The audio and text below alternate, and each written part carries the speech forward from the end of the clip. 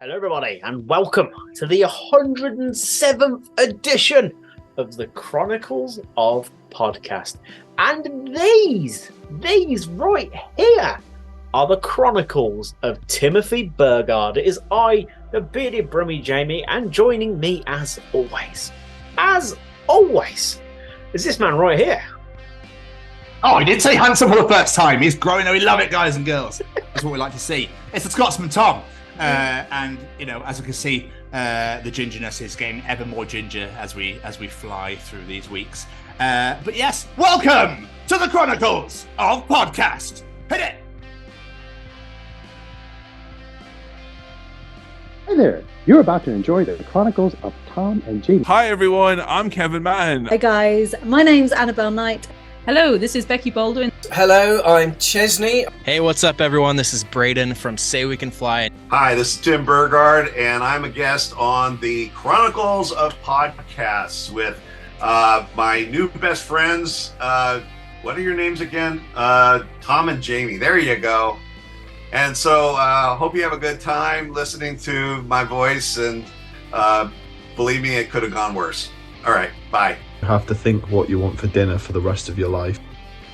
I came in from my gender scan, and my wee bro came down and asked if he was going to be an aunt or an uncle. I wouldn't even be surprised if they just showed it a photo. They're like, you can taste like that, all right? Cheers, get in the bag.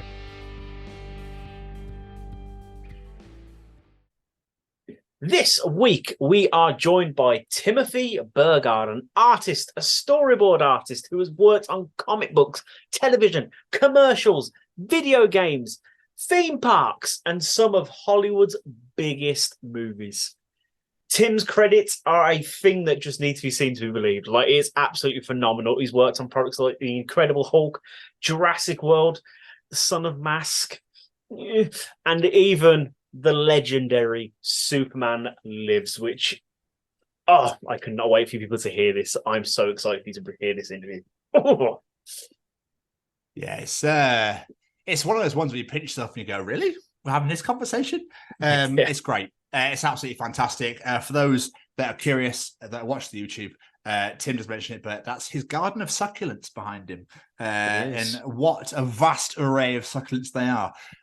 This is absolutely amazing, with a really mind-blowing revelation, shall we say, towards the end about the movie Jumanji. So you definitely need to stick around for that. But it is a day after tomorrow as well. There's just Mars Attacks. There's so many movies in there and TV shows. You're like, fucking hell, dude.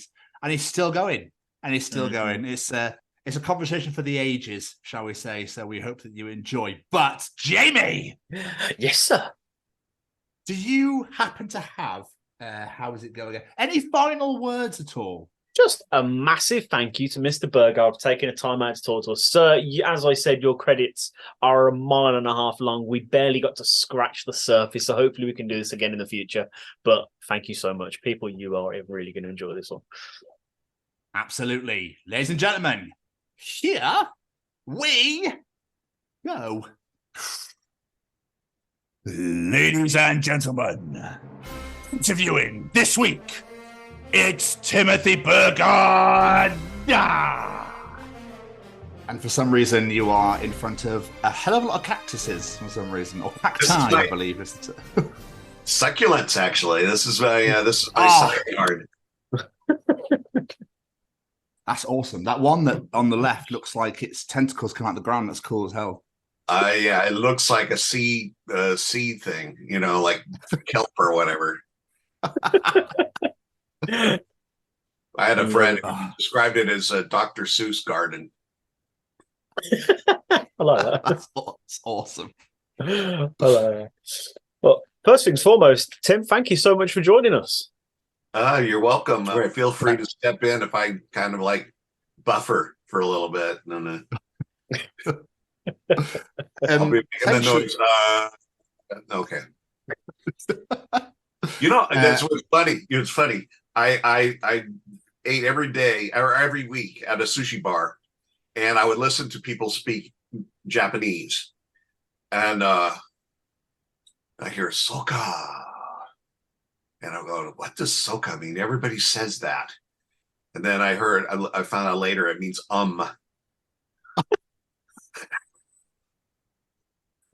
That's amazing. That's brilliant. I'll just start doing that randomly from now on. Basically, what we do is I like to do a nice little introduction, introduce you into the show sort of thing, and then we will bombard the living hell out of your questions. How does that sound, my friend? All right, sounds good. Beautiful. Right, let's get this underway. Ladies and gentlemen, today we bring you another incredible guest. We often say on this show the people behind the camera are just as, if not more important than the people in front of them. Today's guest is a storyboard artist who's worked on some of the biggest movies and shows in modern pop culture, from Stargate to Batman and Robin to Thor, Hawkeye, and beyond. Boys and girls, put your hands together as we bring you a man who I'm going to say is royalty in his profession. Join us because we bring you the Chronicles of Timothy Burgard. Oh, okay. You even got my last name almost right. Ah, damn it. What did I do? You kind of went with the T instead of the D. You went Timothy I Burgard. think that was my voice just going all funny on me because I was talking for so long. That's okay. I went through the whole thing with my, my family members about how my name has been mispronounced because it's Alsatian. It's on the border of Germany and France, and depending on how you pronounce your D's and your G's, you're going to get different results. So, but Tim, let's a question I like to ask everyone since we get started. I know it was a few years ago now, but how was the pandemic for you? How was that last few years? It actually, personally, it was pretty bad. Work-wise, I've come out better than some, but it was 4 years. But I ended up working on a couple of movies that definitely went through the whole, remote working kind of deal. But here's the thing. Even before the pandemic, the type of work I do, which is storyboarding, there's other reasons why we were working remote even before then. Okay. It used to be they would want you in the same office as the director and the art department, sometimes right in the art department, because first of all, you got the art department has all of the resources like reference and location photos and all that kind of stuff. And also because the director kind of knows where you are, he doesn't have to schedule a meeting. He can essentially just walk from a meeting on his way to another meeting and come in and talk to you, But I don't know if you know this, but just because you're working for, the final movie says, Warner Brothers or Disney or whatever, but I'm working for an almost independent production company. Sometimes it's the director's production company. Other times it's like some other thing, like your producer has his own production company, and they're like renting equipment and room for everybody that's there. Nobody buys a copy machine, like that. I mean, they have their home. I'm sure they have their home office, but when you get a crew of people working on one thing, they want to get like a big space, And most of the time these days, it's not even on the studio lots anymore, because they'll charge more than you can get. I worked once on Rodeo Drive, which is like one of the most expensive properties in Beverly Hills, and yet somehow that was cheaper than working on a movie lot. Our lunches were very expensive. You walk out the door and you're looking at Mercedes-Benz and like Rolls Royces. I think we see a couple, and then and women with extravagant facial alterations. I call them the duck people because they essentially they think that they're making their lips bigger. They're making them wider. If you look at them from the side, they look like duck bills, And those are the people in line with you when you're out there trying to get lunch, And but the remote thing, though, I mean, essentially, we're basically at home now, paying for our own toilet paper and snacks. They don't have to pay those anymore. And my bill on those actually has gone up quite a bit. We have a thing called box rental, which means that, if I'm working with my own equipment and everything else, then you got to pay for my my rental of my computers on my software, all that kind of stuff like that, right? But I honestly, I think they should be paying, especially in heat waves and stuff like that. I think they should be paying for air conditioning and water. It's like I flush my toilet a lot more, working at home than I do over there. But the pandemic, getting back to the pandemic, getting into this remotely, it didn't make a lot of difference. Okay. Business wise, it makes difference because of how many people how many productions could actually be going on during this whole thing, where they had to be careful. Now, in pre-production, you don't have to worry as much. You don't have crew people carrying ladders around or whatever, and have to do all of that. And I assume that in a small office, if everybody's vaccinated, they may not even have to do, masks and stuff like that. But on the other hand, since this is all about me, not necessarily the business, the sad thing is that it came at a bad time for my mom and dad, who are octogenarians. My dad was at the beginning of this thing and turned 90, and they ended up isolated. And I'm about the closest one to them, and I'm about an hour's drive from where they live. So that whole thing ended up kind of like going down the sinkhole, and eventually, as of fact, would be this year, we lost my dad, my mom the year before. But it had everything. And if you know people who are isolated like that, that and unfortunately in California, one of the things is we're like a freeway city. Everything is spread out. So being there enough times to really,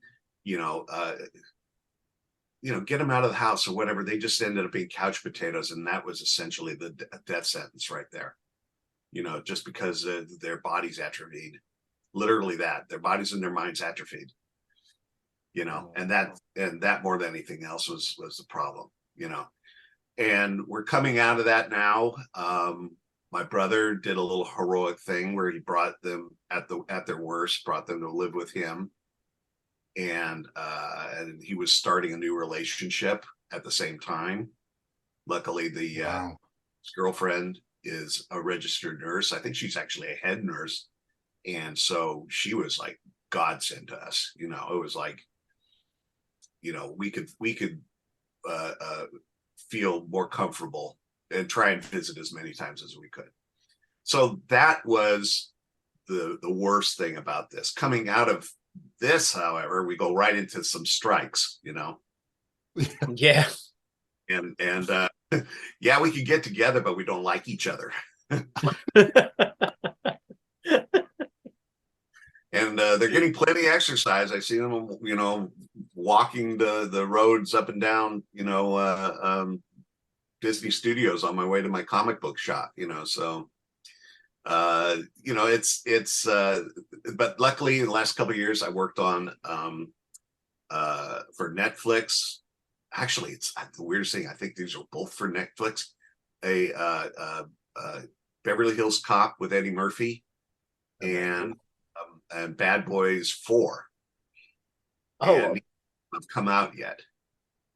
I'm sure it's fine. I can say that I worked on those. And I worked on actually the Marvel stuff. I worked remotely before the pandemic. It just took this long. I mean, I think the Hawkeye came out even before the pandemic. Secret Invasion came out just recently. Yes. So some of the stuff, it's been a while, some things came out almost immediately, like The Woman King came out. I think it's like worked on that, and then like a couple months later it's there, and but a couple of movies like what's his face, it'll come to me, but there's a couple of movies that are. And then here's the cool thing: during the not the pandemic, but in the strike, which has been going on for 6 to 9 months, depends on who you're asking. I got contacted by somebody I had worked on with before, first on a movie, an adaptation of the anime Blood, the Last Vampire. And he's contacted me on a few things since then. And I worked with him once before on a Universal Studios Florida ride featuring the classic monsters. And I just finished, guess a couple months ago, finished working with them on a brand new theme park. What is it? You know what? It's such a generic name, like the Great American Theme Park or something like that. Generic. When you hear it's generic, I can make up something better just off the top of my head. The Great. I don't know. It's like in Oklahoma, and but it was a fun ride. I got to work on that, and that was not in the film business, so I wasn't stepping on anybody's toes by working on there, and that kept me going. So, I'm hoping that things will. I'm at retirement age, and I really don't want to for the next 10 years. But like if you don't use me, I guess I have to come up with something else, But and did that answer your question? Yeah, no, absolutely. I mean, I just want to say I'm so sorry for your loss. For instance, losing your parents can not be pleasant in any way, shape, or form. I've never known anything like that yet. So, no. I mean, the amazing thing, and we have to acknowledge that they've been with us such a long period of time, more than many people have their parents. So we were blessed that way, and that, it wasn't pleasant at the time, but it was going to happen anyway. And we try to make them as comfortable as possible. So we basically feel like we did the right thing, and there was not anything else we could do. And and also the people that you meet, people I know all the time, I meet all the time, and they not only they share their condolences, but I find out they've gone through the same thing I did, and I'm saying, oh, okay, yeah. And I'm much more aware when things like that are happening now, because, it's a universul thing, Yeah, it affected a lot of people in a lot of different ways, and unfortunately, a lot of those were not positive ways. But let's take this story back to the start. A question I always like to ask our guests: what did young Master Tim want to be when he was growing up? Has it always been art as a focus for yourself, or was it, I don't know, astronaut at one point? Well, you know what? I think the first time I ever answered somebody that question, what do you want to be when you grow up? I wanted to be a mad scientist. Right answer. I wanted to be Victor Frankenstein. Good. I love monsters, and I said, oh, that's a job. Monsters. But it's sort of a weird thing. It's sort of, I kind of, whatever the set of circumstances is that just had me drawing and continually drawing and enjoying drawing. It was a matter of like, I'm going to be drawing, so let's find something that, and I got into comic books pretty early, before I even could really read them, because there was always the comic strips in the newspaper at a time when the actual newspaper, it wasn't like the 40s or anything, when you had the newspaper that you could taller than most children when you put it from the something that anyway, and so eventually, I was thinking I was going to be like a cartoonist or a comic book artist, and that's sort of where I aimed for. But I did go to college, and there were other things around, not a lot in Southern California. In Orange County, it's about like an hour north. There probably were a lot of other things I could have been doing, but I was sort of in a suburban, a Republican, paradise to some, stale and I'm out of time, where the 50s never died, kind of thing. And, and so wonderful place to grow up when you're a kid and everything. But, see the light, that's the light coming from my other computer. See, so every once in a while you dim it.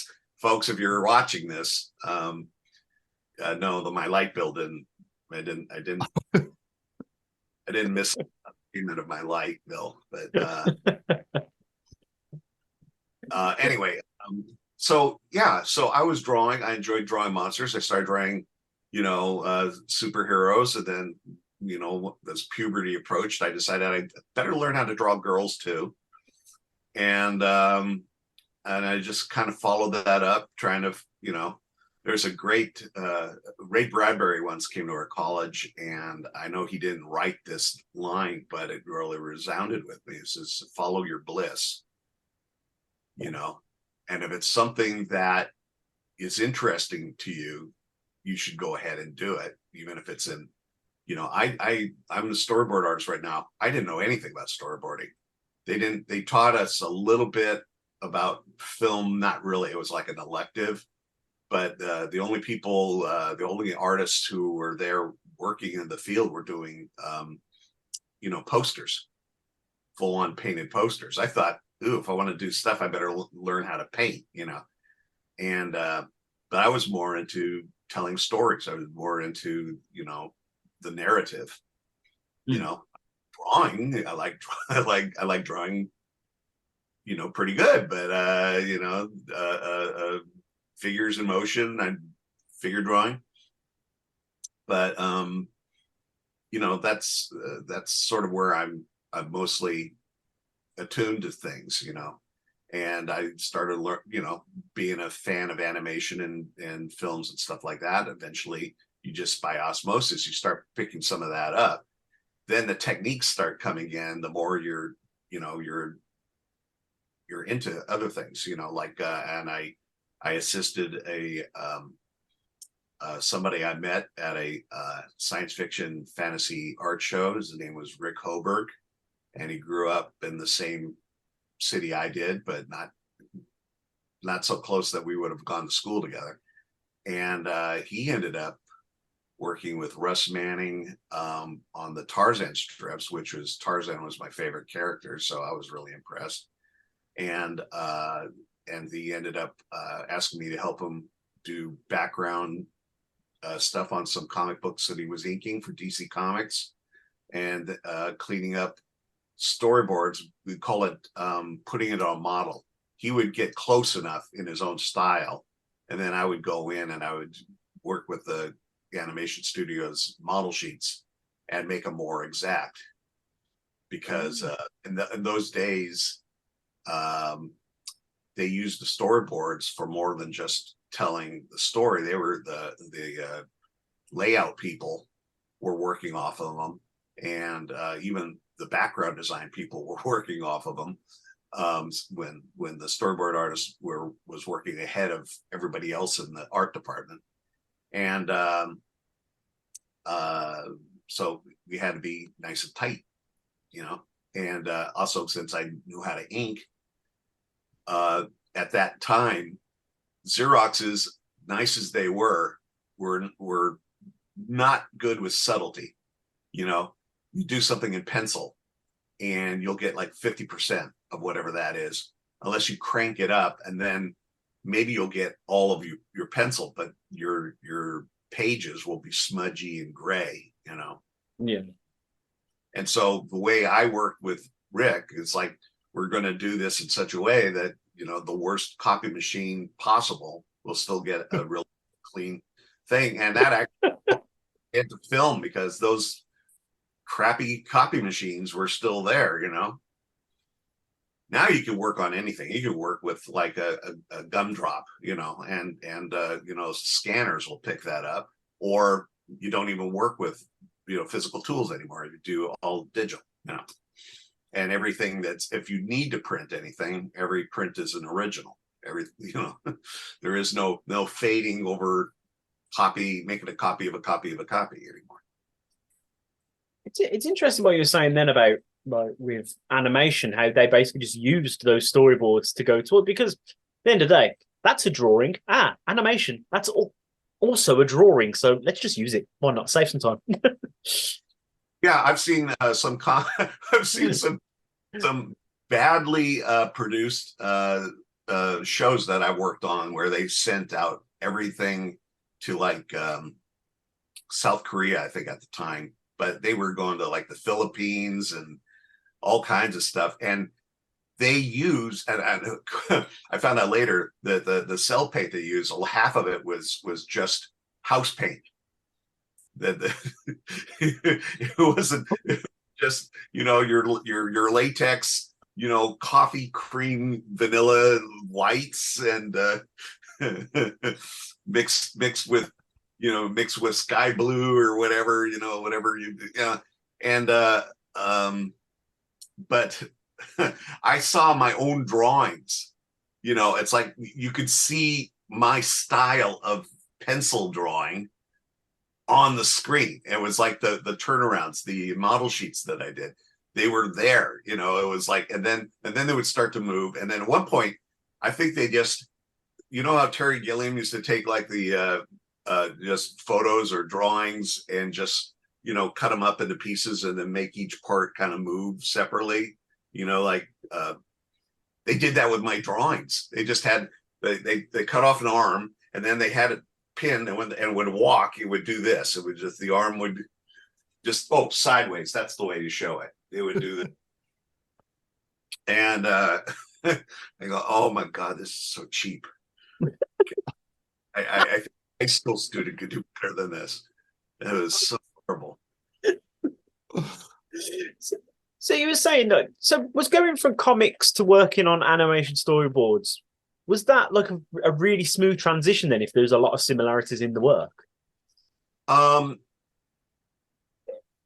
The physical drawing was very much like comic books, except that anytime you're doing storyboards, I do stuff purely for me sometimes, because the quality of the storyboard work, well, with the exception I made with animation at the time, where they wanted to reuse the drawings or draw over the drawings or whatever, the quality of the drawing is kind of like second or third next to your pacing, your composition. In animation, it's acting, you're acting, the way you have the characters, emote, and all that kind of stuff. In comic books, the artwork is the product. It is what's sell that, plus the writing, I guess, so I didn't have to work as hard on the drawing for animation. However, I had to know the tricks, and especially for TV animation, as opposed to now where a lot of animation is CGI, and the difference between 2D animation, even going back to Disney, is creating senses of depth and tricking the eye, to recreate something that isn't actually happening.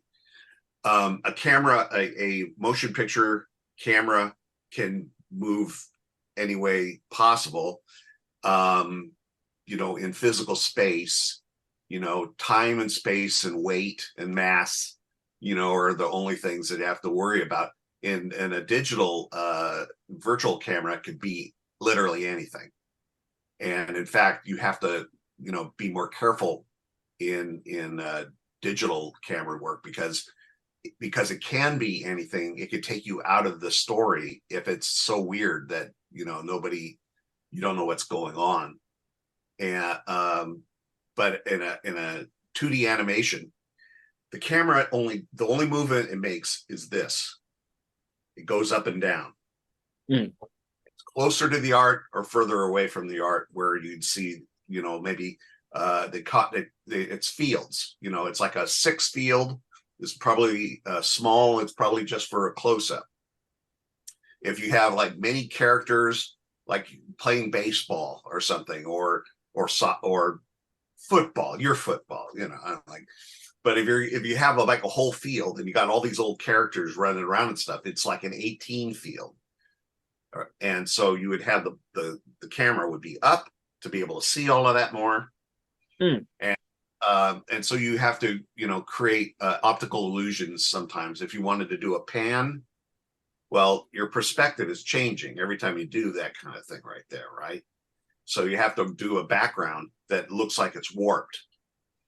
But it isn't really, because you're only seeing a piece of it at a time as you're going along, or rather as it's moving in front of the camera, because the artwork is moving, not the camera's going up and down. The artwork is what's moving. And that's what they have also, like in Scooby-Doo and the Flintstones and all of that old Hanna-Barbera stuff. It's called a cycle, a background cycle. And that's like a tracking shot where you're moving and the thing is moving with you, right? So they basically, you see the same, in Scooby-Doo, you see the same scary portrait on the wall, or the same, suit of armor or whatever 15 times.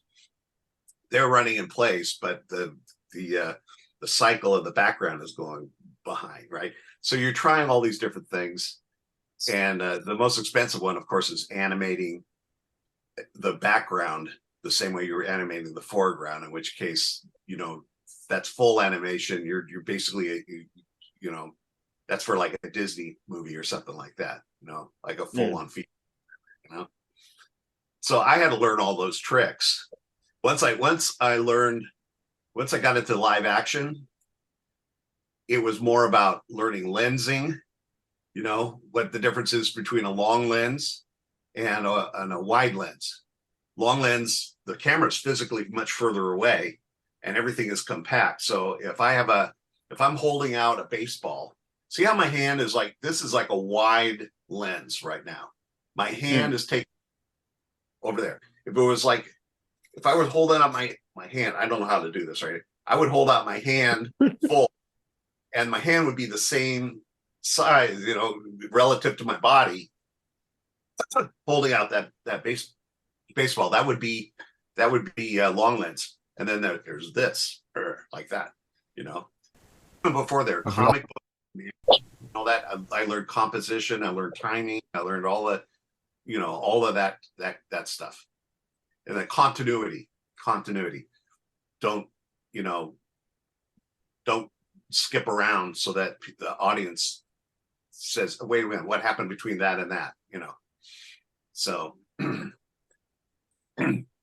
I mean, just going back ever so slightly, you talked about style, and he talks about, obviously, with like pencil style stuff. How did you find your style particularly? How do I know that's a Tim?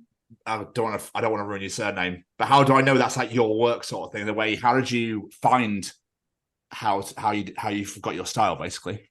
Okay, I'll answer your question, but don't worry about saying Tim Burgard. Okay. I don't know. I was going to say Burgard, so I don't want to start, doing French out of nowhere. So. Okay. If you're in, I'll say Lorraine. I don't know what to tell you, but for me, I'm okay. Anyway, it's weird because before they started putting the names of the artist and the writer or in a comic book, I was picking up who was drawing what and who was inking who, because I could see the style. Sometimes, of course, it's how, especially with the human body, how people approach that, facial expressions and stuff like that. You could definitely tell. Some are easier than others. I mean, Jack Kirby is a lot easy to tell next to, say, Neil Adams or Bernie Wrightson or somebody like that, right? Some guys are kind of in the middle. I might be one of them, where you get a solid kind you know, figure and whatever, but it would change depending on who inked it. You know, I felt like I was trying to be like Bernie Wrightson and Wally Wood, and it turned out that that was all in my finish. It's all in my inking. When I'm drawing, apparently according to one observer, I'm a little bit more like Archie comics. And I go, oh no, really? Up game, you know.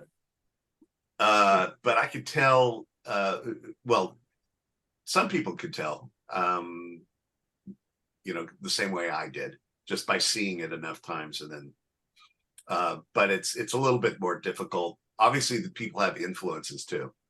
I kind of wanted to draw. Actually, I started drawing. Remember Mad Magazine, Don Martin? Remember Mad Magazine? Mad Magazine in the United States. It started along with EC Comics, with you know, all the horror comics and stuff like that. But all these guys, Wally Wood and all the same people who were doing the science fiction and fantasy and horror stuff were going over to work on the comedy stuff, and some of them were even better at the comedy, like Jack Davis, and you know, but you know, later days you got the guy who could do all the characters, Mort Drucker, and then you had that gang of idiots. But the guy had the weirdest style was Don Martin, and when he drew people's feet, it looked like it were hinged, looked like the toes were Sounds horrific. know what I'm talking about. So he had a very out, and I tried to actually copy him for a little bit, but I also liked Russ Manning, who did my favorite Tarzan comics. I also liked Wally Wood, and then Neil Adams and Bernie Wrightson and all these guys started coming up, and you know, I try to pick things that I liked from them. I mean, and it continued. I mean, some brilliant people like Kevin Nolan and whatever, you know, just stunned me with some of their, you know, their style of rendering, and I'm trying to pick up where I can, you know. Alex Toth, obviously, you probably heard of him. I've never had. I think George Bernard Shaw once wrote to somebody saying, "I'm sorry that this letter is so long, but I didn't have time to send you a short one." That's awesome. And so being that good and that you can get everything you want in an economy of drawing is something that I hope to, you know, learn more and more. But it's, you know, before I was just like rendering everything, and I'd learned in school that if you do that, foregrounds and backgrounds bend together. It all looks like a plate of noodles, you know. Just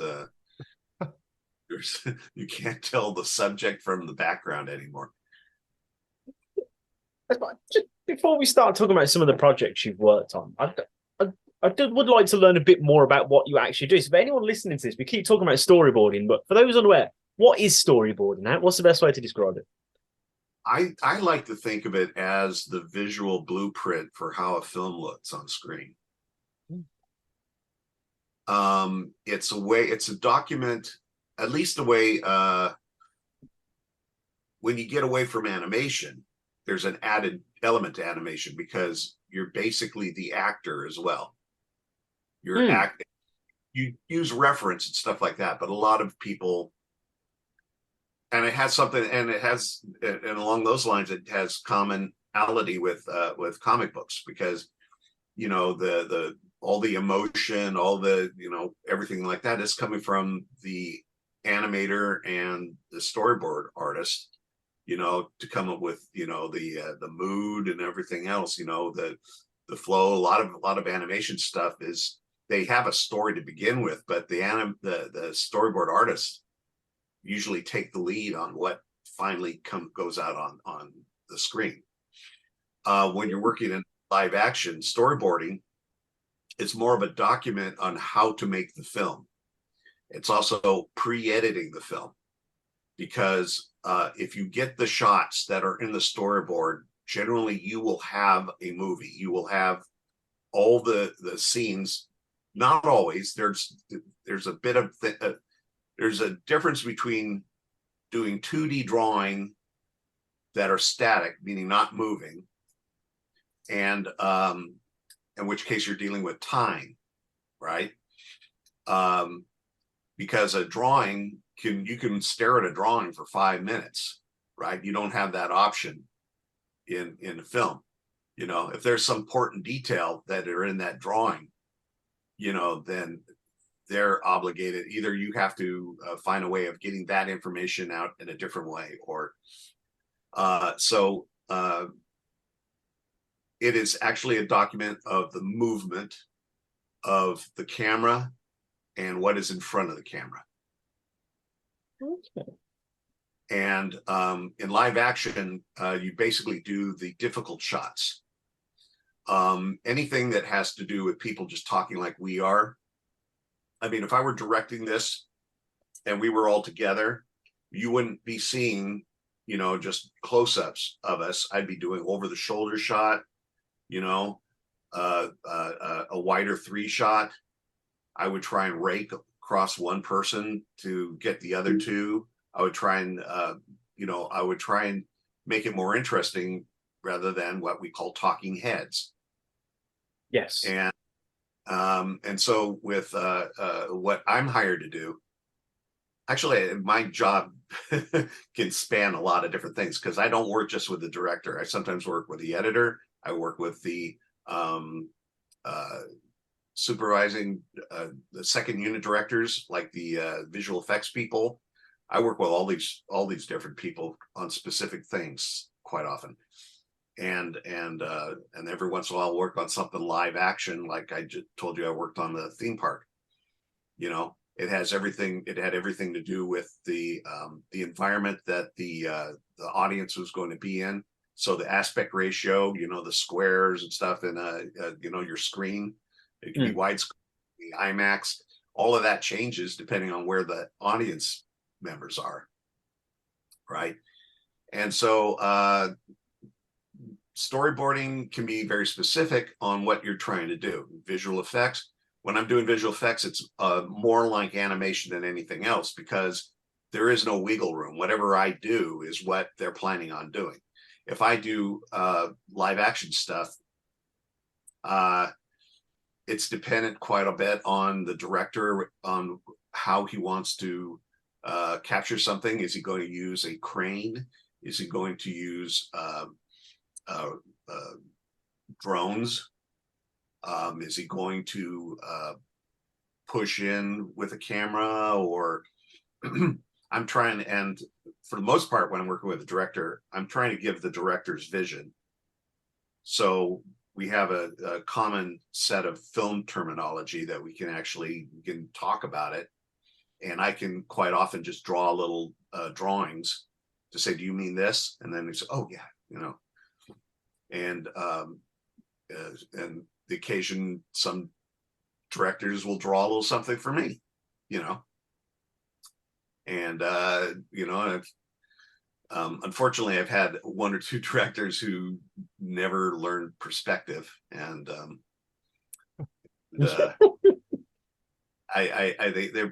maybe they studied medieval tapestries, because that's the kind of perspective that they use.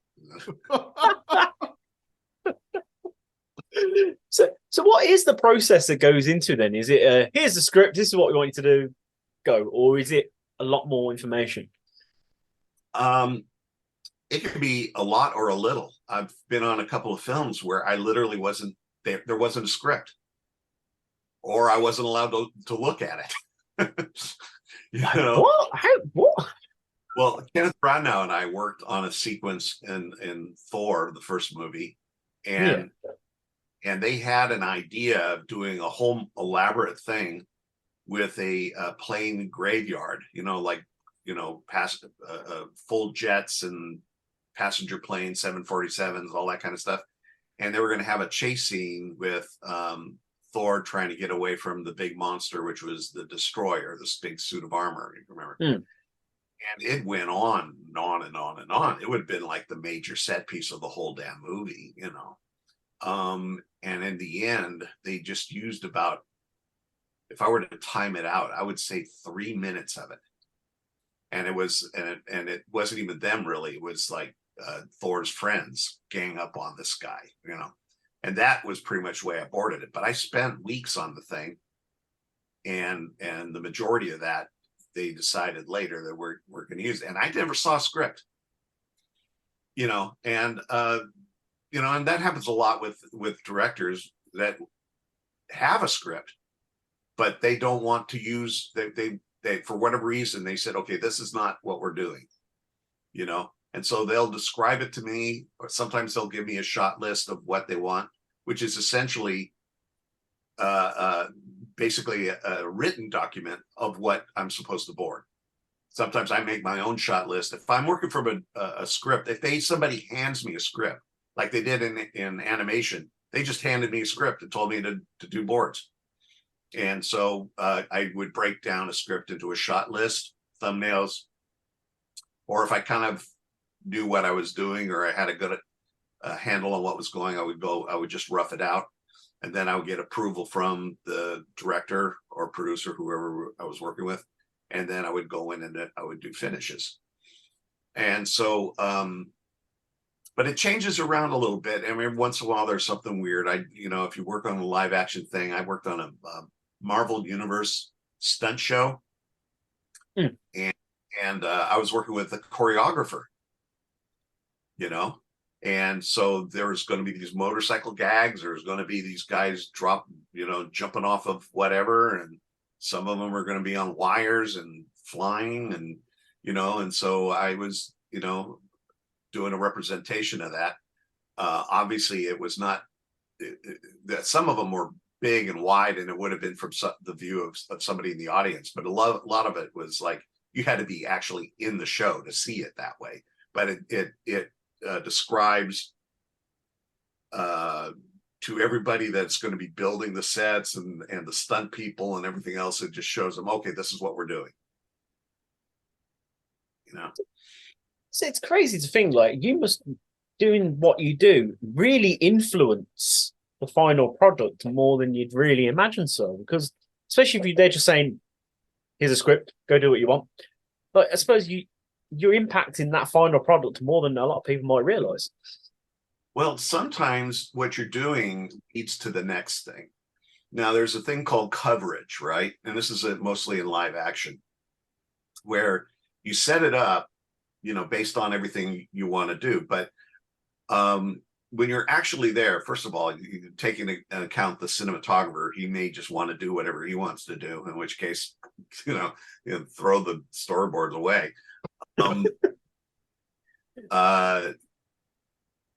That's why when I see a live action thing, I'm sometimes surprised that I can recognize my work, because the general idea, and this is just general, it's not to say that it's the same for every situation with every director, but they get coverage. They basically say, we're going to do this scene close up, medium, and wide.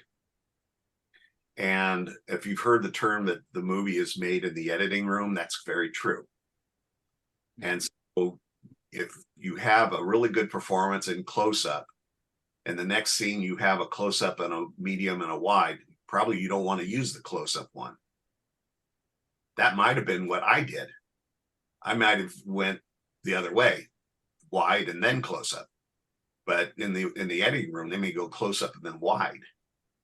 You know, and so, you know, I give them the one thing that they really need in the end for me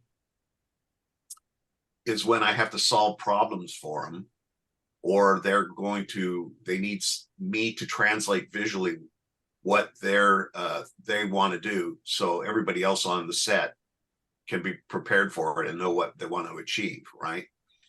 So if there's a certain camera move and I capture that camera move, that probably is going to be in the final thing, because that's what they intended to do the whole time, right?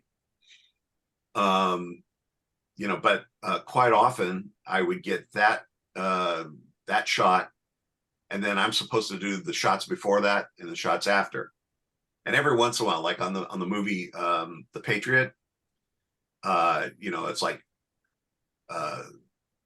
rebels, riding their horses down the hill, and there's gunfire and everything else.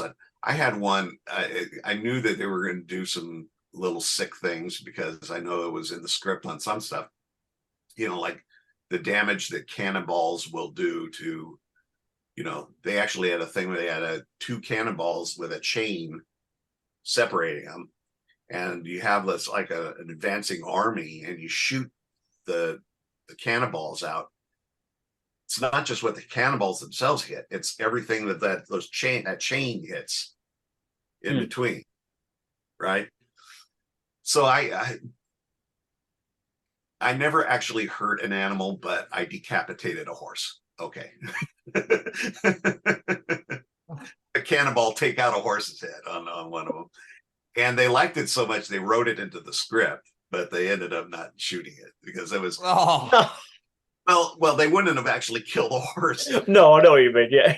It would have been a $500,000 shot or something. I don't know what it would cost to do that effect. In the end, they also can only do as much as they could afford. Maybe they would have loved to have had that, but so I do add stuff every once in a while that makes it in. That's interesting. But it's different than with animation or visual effects. When I work on visual effects, pretty much, if I don't get it right, they either have me do it right or they hire somebody else to do it right. It's the board is what they're going to do. You got to storyboard on one of the greatest TV shows of all time, being The Simpsons. And that's one of my favorite shows ever. Was that a lot of pressure going into doing that? But you came in quite early, didn't you? Like 1989, I think it was, or something? First 2 seasons. Yeah. Okay. So when it began, basically. So do you feel like you've accredited the success somewhat? And how come you're only there for a short while? Oh, hell no. If you probably have seen the Tracy Ullman version of the show, yes. Right? So, it was wildly different looking. That was a show that almost broke my mind a little bit because I was putting a lot of shows on model, like however somebody would draw something or whatever.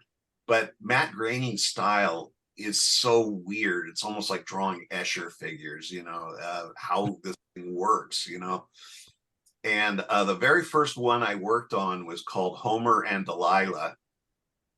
And it's the basic plot is, they go out to dinner, like a seafood place or whatever. Bart is like on the school newspaper or something. So he actually has a camera with him, but that's your backstory. And Homer is like getting up from the family to go to the bathroom or something. And he comes across a bachelor party and he starts dancing with the stripper. And yes. Bart, I have this on there. Yes. Right now,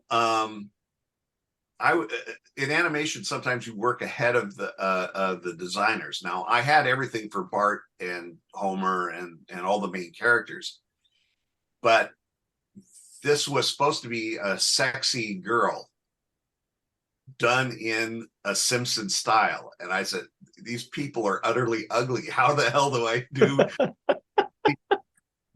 It's like my mind just kind of went like that, and I said, okay, well, boobs, I guess. And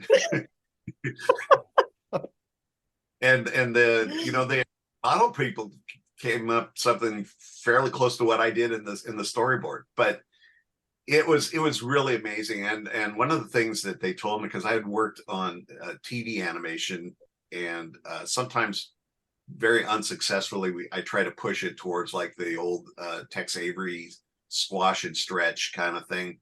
And the results coming out of South Korea were horrifying in some cases. But they said, don't do that.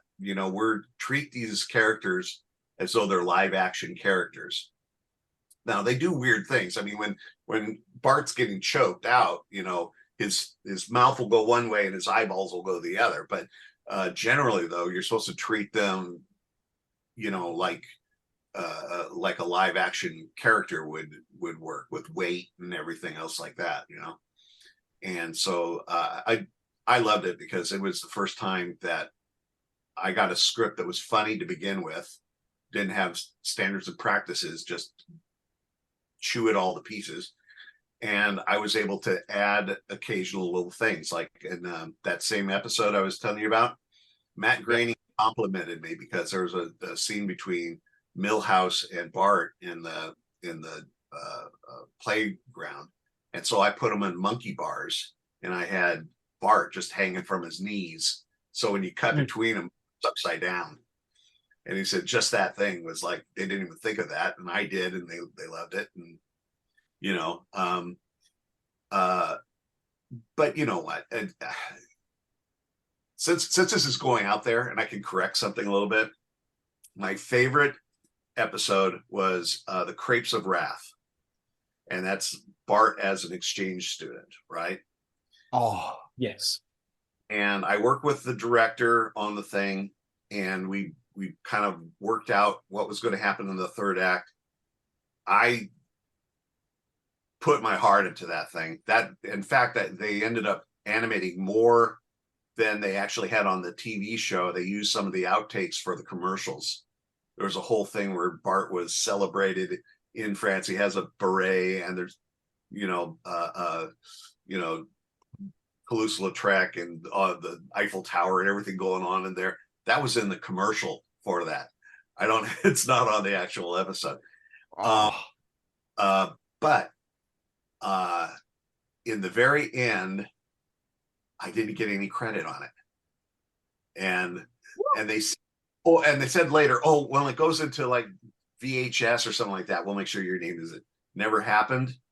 And then like years later, America's TV Guide came out with the top 10 television epinomicals of all time, and that episode of Simpsons was in there. I don't think it was number one, but it was pretty close, And I'm going, one of the top 10 shows ever on TV, and I didn't get I didn't get a credit on that. Nice. Oh, but that's the thing. That's the thing about what we're dealing though with.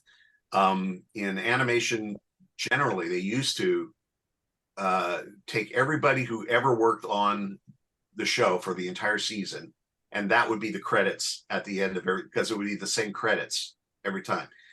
They've started getting towards more, and even putting the storyboard artist's name along with the writer at the beginning of the show, at the top of the show, above the line is what we call it, right? But in animation, maybe something like that will fall through the cracks.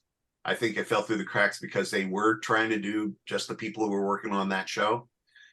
But in film, we're at the producers, I'm going to call it the producer's whim. They have at discretion whether we get a credit or not, and I've worked on some big shows like Jumanji, the first one with Robin Williams, and I know my stuff is there. I saw it. I mean, I actually worked on the design for the Jumanji box that forms the opening credit, the opening thing. It's like it's a close up on the lid of this box. Yeah, and literally designed that, and this is something for all the board artists out there. This is one of the things. Well, any of our illustrators, any of the motion picture illustrators, it always comes down to do you want us to organize so that you get medical benefits and retirement benefits, or do you want us to put everything on the line just to get you a mandatory credit? I don't know why it's a choice. I think Yeah, I was going to say, why is that a choice? But that's collective bargaining. That's among everybody in all of the unions, like the editors and the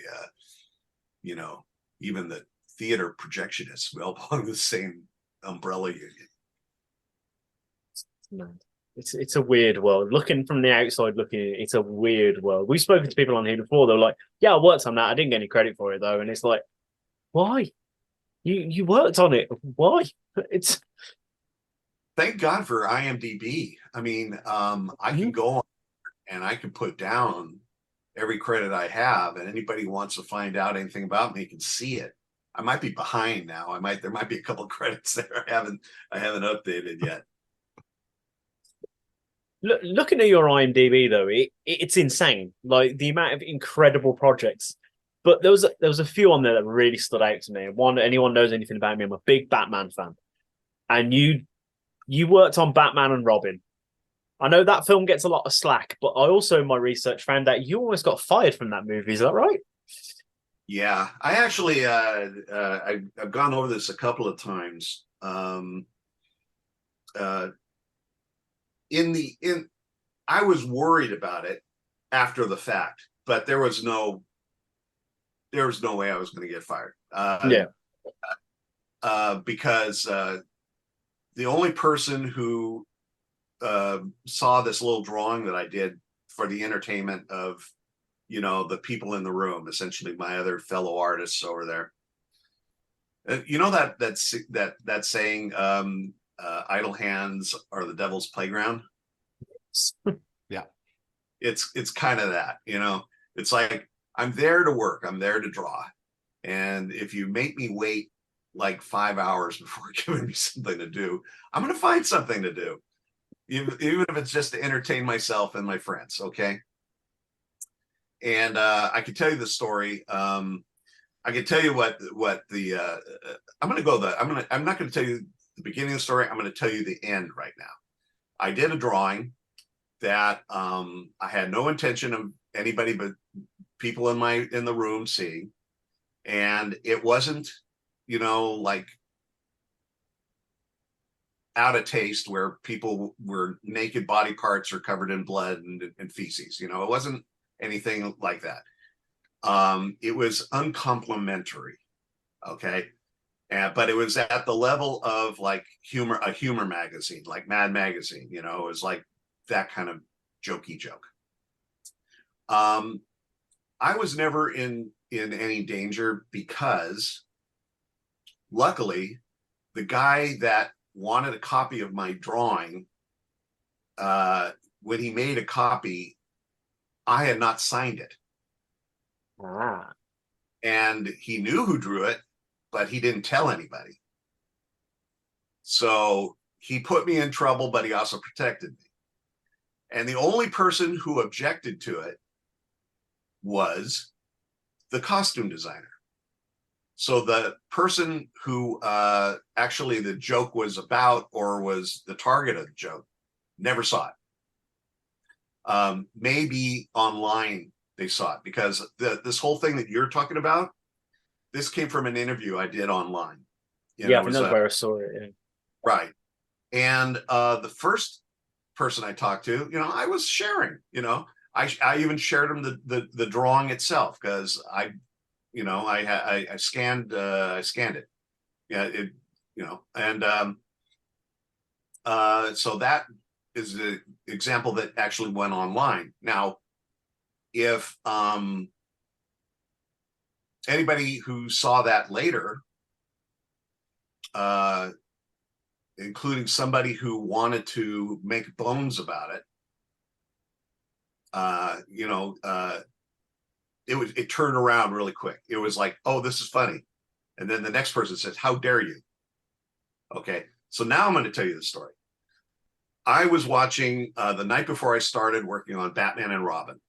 I was watching the Academy Awards, and Alicia Silverstone came up as a presenter, and she looked like a big pink marshmallow. What she dressed was like taffeta going out. She come out like like a pink puffball, right? No contour to her body whatsoever, you know? And I said, oh boy, somebody hasn't worked for a while. I don't know what's going on. I go into Batman and Robin the next day. And my first storyboard I needed to do was a scene that had Batgirl. And Alicia Silverstone was going to do Batgirl. Now I'm looking up at the wall, and somebody had already done a costume design. And you may see it online if you look up Miles Teves, Teves. And he did this like high fashion model Linda Evangelista body with like 8-inch fuck me shoes, and essentially looking like a little bit like the Catwoman, Michelle Pfeiffer Catwoman outfit, but with a cape, right? Okay. I'm looking at this and says, no fucking way Alicia Silverstone is going to look like this character. And so, well, okay, I'm just going by what the design is. So that's the character I used in my storyboard. Now, cut to, I hear that she is on set, or in the studio, and this is one of the few times I actually worked on the lot, right? Being corseted down so that they get measurements to build her costume for her. And that image was, boom, right in my head. And I decided to draw it.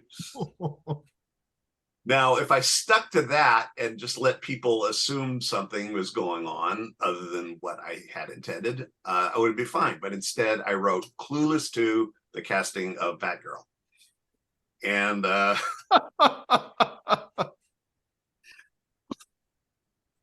and it was fucking funny. I will not apologize for humor. All right.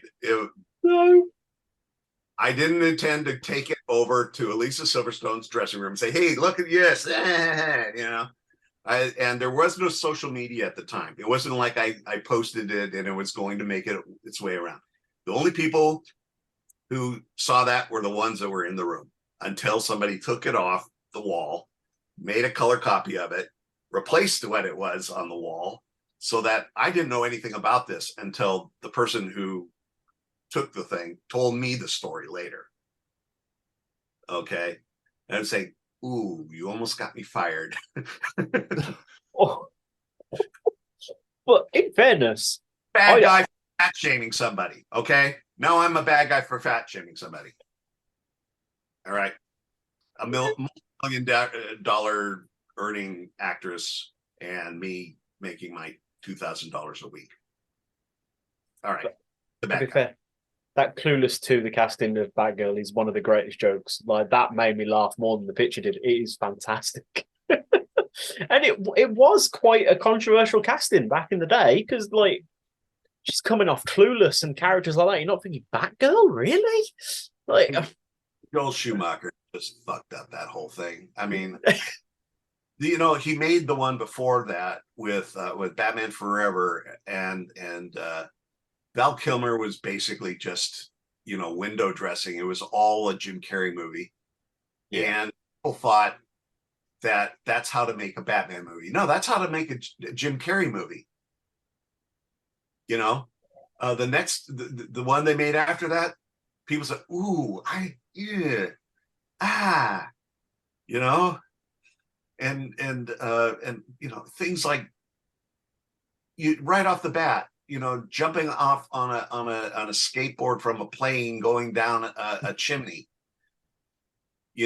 or jumping, throwing Robin into a pit and then jumping off and somehow being able to, without a jetpack, alter time, space, gravity, and reach somebody by falling faster than the person that you're trying to catch. All of these things were just horrible, and I saw that movie all the way through only once, and that was in the cast and crew reading. I can't make it through 15 minutes of it. As long as you get through that opening scene with all the ice dinosaur jokes, then you're good for the rest. That's all you need is those ice puns. You know what they wouldn't let me do? They wouldn't let me keep the old script because I was working off of the script before they got Arnold Schwarzenegger. And they wouldn't tell me who it was, but I knew. I heard the rumors. I heard it was Patrick Stewart who was going to do Mr. Freeze. Now God.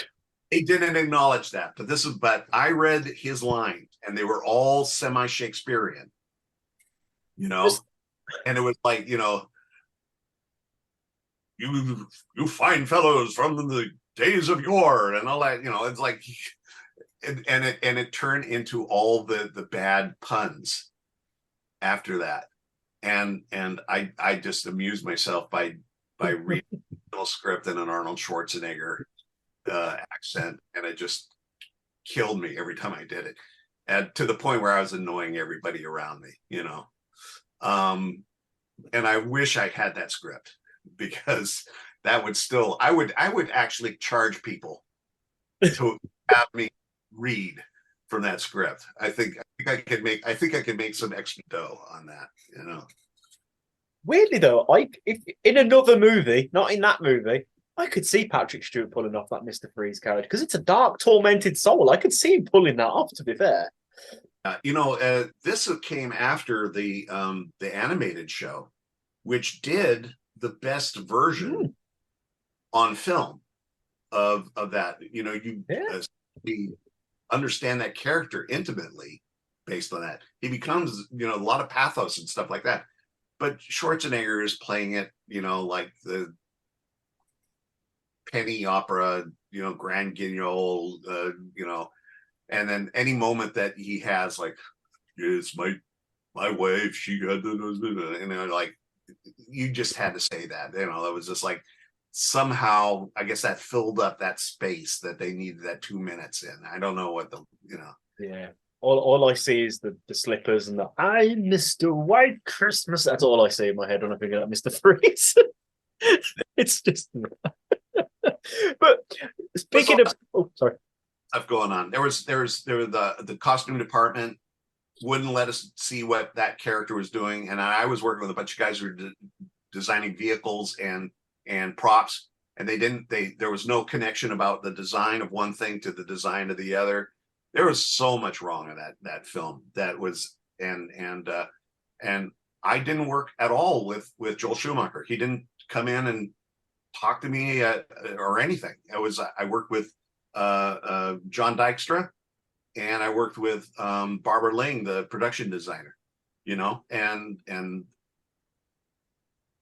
I heard later that he basically looks at the storyboards and, says, okay, now I'll do a version of this. But, it's like, it was just like a placeholder.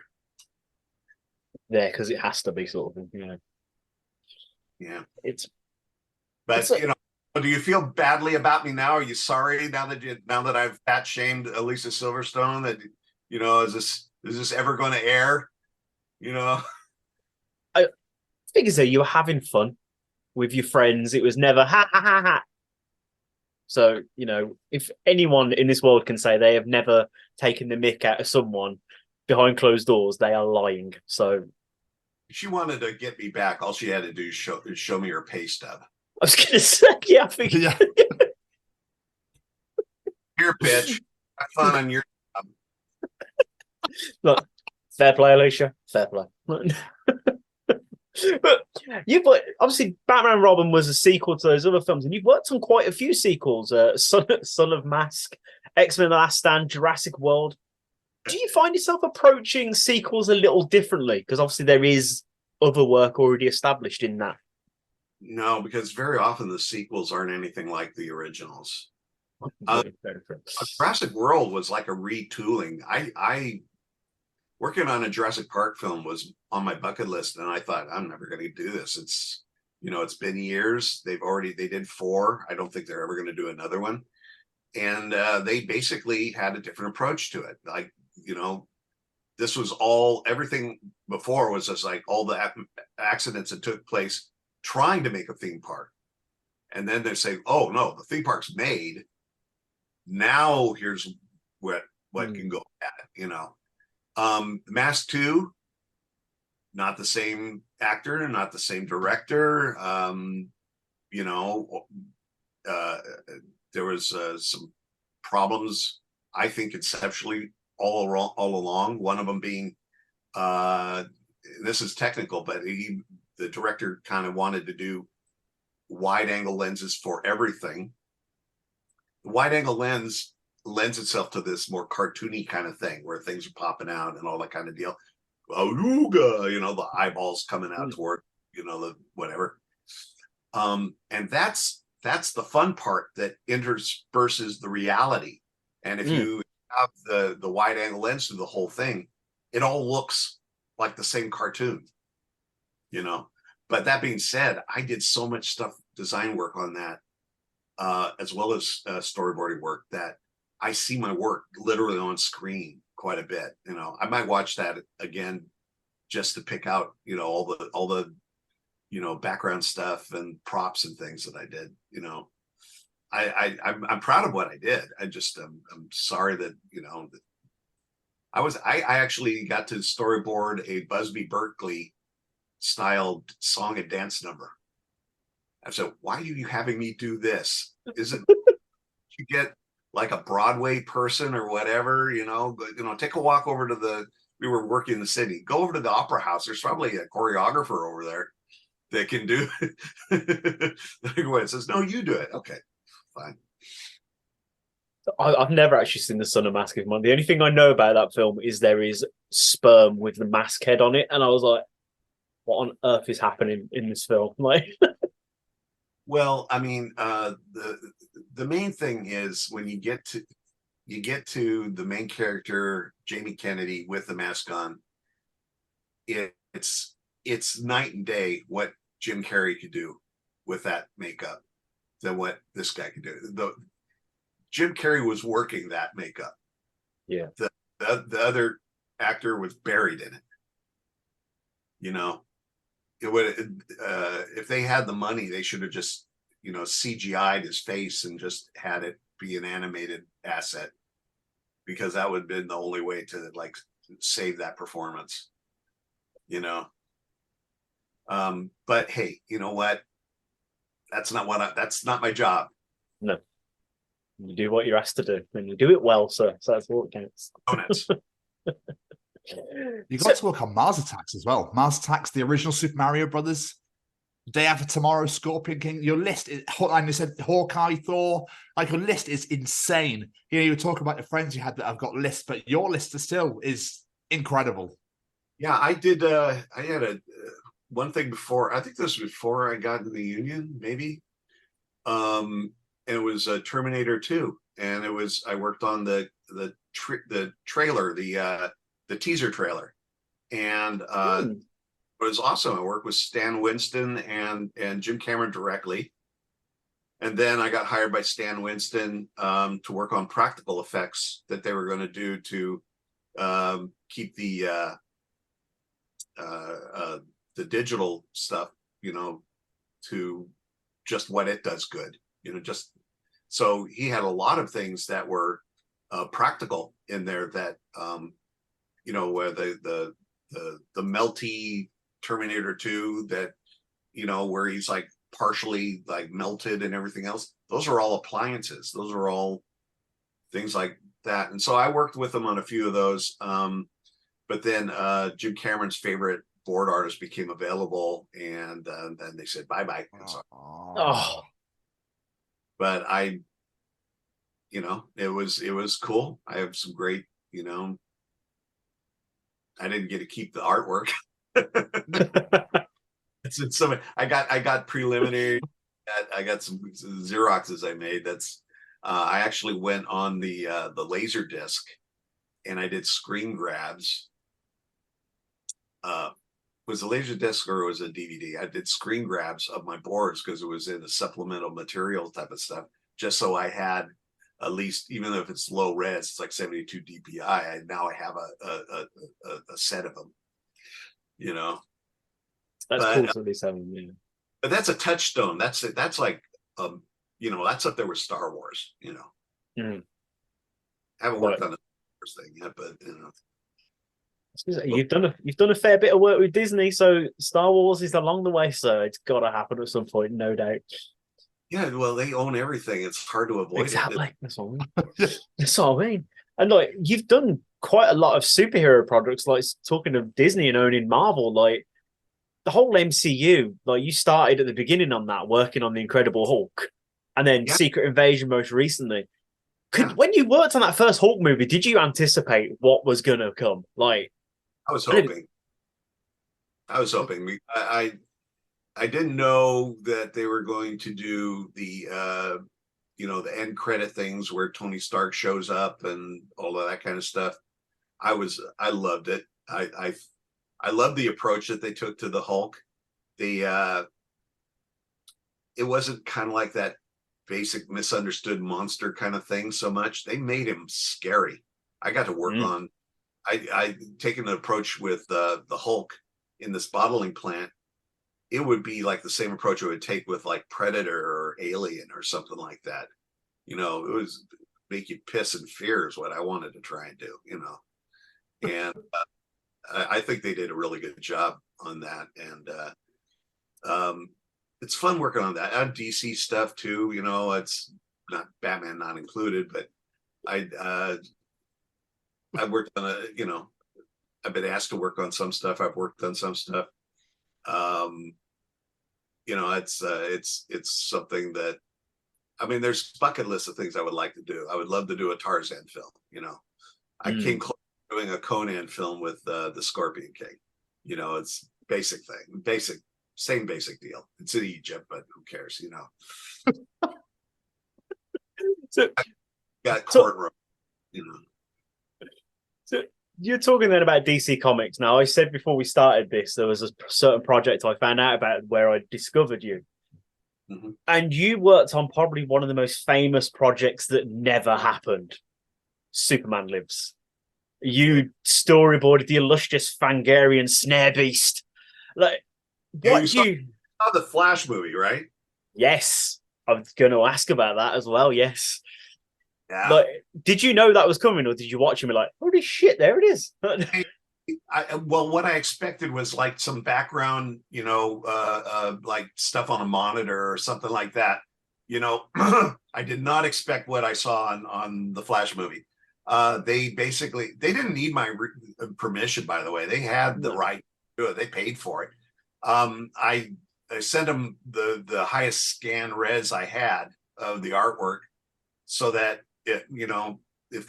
but the way they used it almost like board artists, concept art and storyboard art, in which case they didn't really, as long as you can see it, it would have been fine.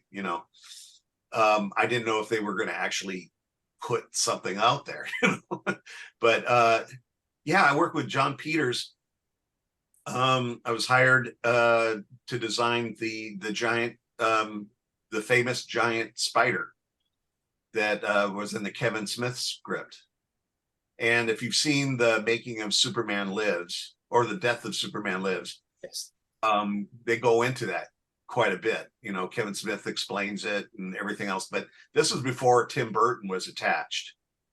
Like, I never heard the name Tim Burton in there. Kevin Smith was still in meetings with us, at least the one meeting. And and it was kind of weird. It was weird that I had to draw Superman, but they didn't want to have Superman in a Superman costume, because John Peters basically said that he took a picture of Superman out on the street, and then the homeboys or whoever, the way he made it sound like he went into the ghetto to get, people playing pickup basketball in a shitty courtyard to describe how they felt about Superman. He may have just gone into a mall and talked to some kids. I don't know. But his thing basically was that Superman was gay because he was wearing tights. That was basically it. And that Batman is cool because he's Batman, I guess, but he has like leather and he's all in black. So I ended up doing Superman dressed in like his outfit that he comes back to life again after the Superman Death of Superman arc that DC Yes. did, right? Because that's where the genesis was essentially, and I still think they should do Brainiac. The animation shows do Brainiac very well, and they've yet to. How many different, Lex Luthors have we seen? We've never seen Brainiac, which is one of his top 2 bad guys. I put him, way up there. It's And so, sorry. I did some background stuff. I did the interior of the spaceship that looks like a big weird spider web if it were done in like resin and Tinker Toys, if you know what the Tinker Toys are, like just hard rods with a little bit of goo or something holding them together. Looked pretty good, I did a lighting thing where you don't see the spider all together at the same time. John Peters wanted to have a moment before the first fight happens where I know he wants to use another word. He used the word Yanni. This Yanni opens up. Let's call it a vagina because that's what he meant. Okay. And all these small spiders fall down on Superman and just cover him. Okay, and I did that. I boarded that sequence. And the keyframe I did, I think it's still one of my best because I borrowed heavily from H.R. Geiger on that one, and I think it came out pretty creepy. But in the end, when I showed them all these designs based on real spiders and stuff, because they actually sent me to a library, a motion picture library that had all this great reference stuff. His response was, "This looks like something I ate at sushi today." I'm assuming it's a fried shrimp head or whatever, And so, of course, he wants to have like a human head kind of deal, like Brainiac's head or something. It says, "Oh yeah, so yeah, we're more scared of human heads than spiders these days." Yeah. What? You are a fucking cretin, but anyway, that's just basically, I said, I already did what I wanted to do. I'll do it. Pay me another $1,000. Okay, I'll do that, Oh, I'm so gutted this project never happened because it sounded like the most clusterfuck wonderful movie of all time. Well, I mean, I had to laugh when I saw the Tim Burton designs of like his spider. It was basically Brainiac is the head in a cloak, and then when you open up the cloak, it's these spider legs that go down like 6 feet or whatever. And I'm going, yeah, fuck you, John Peters. That's what you're gonna get. That's your spider. You like your spider? It's got a on it. So weird. Oh, because I'm a huge Kevin Smith fan, so I'm always naturally want to hear about this project because it just fascinates me. But yeah, when that came up watching The Flash, and then I saw that you did the design for it, I was like, I've got to find out more about the Fangarian Snare Beast. Yeah, obviously there is no backstory in that Flash thing, No. And it's they had one thing that I didn't have. I didn't have a clear reference of the costume. This is way before they even started getting in on the costume kind of deal, and I think I knew it was Nick Cage, but I didn't draw Nick Cage.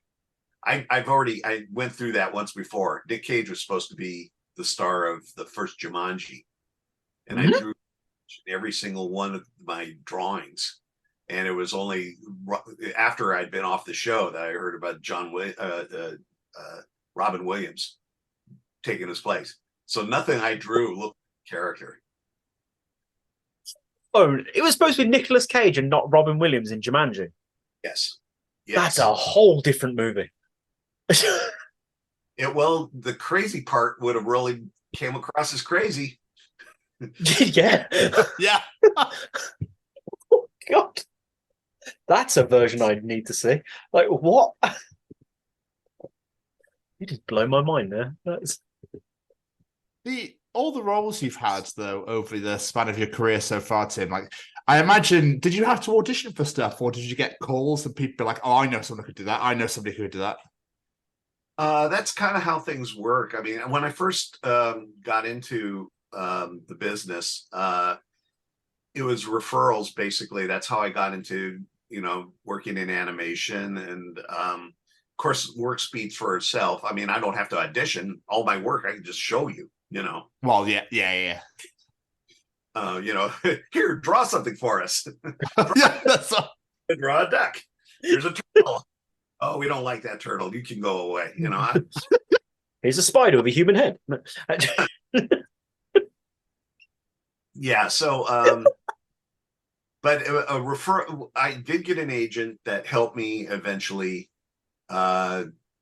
get movie. At first they were non-union things like the Super Mario Brothers and a few other things. And then eventually Stargate, I got on Stargate. That turned union after I left, but I put in 30 days, which was, and I, to the day too, 30 working days. And so I was union eligible. So I ended up working on different things. Like, I think I wasn't even in the union yet. I worked on,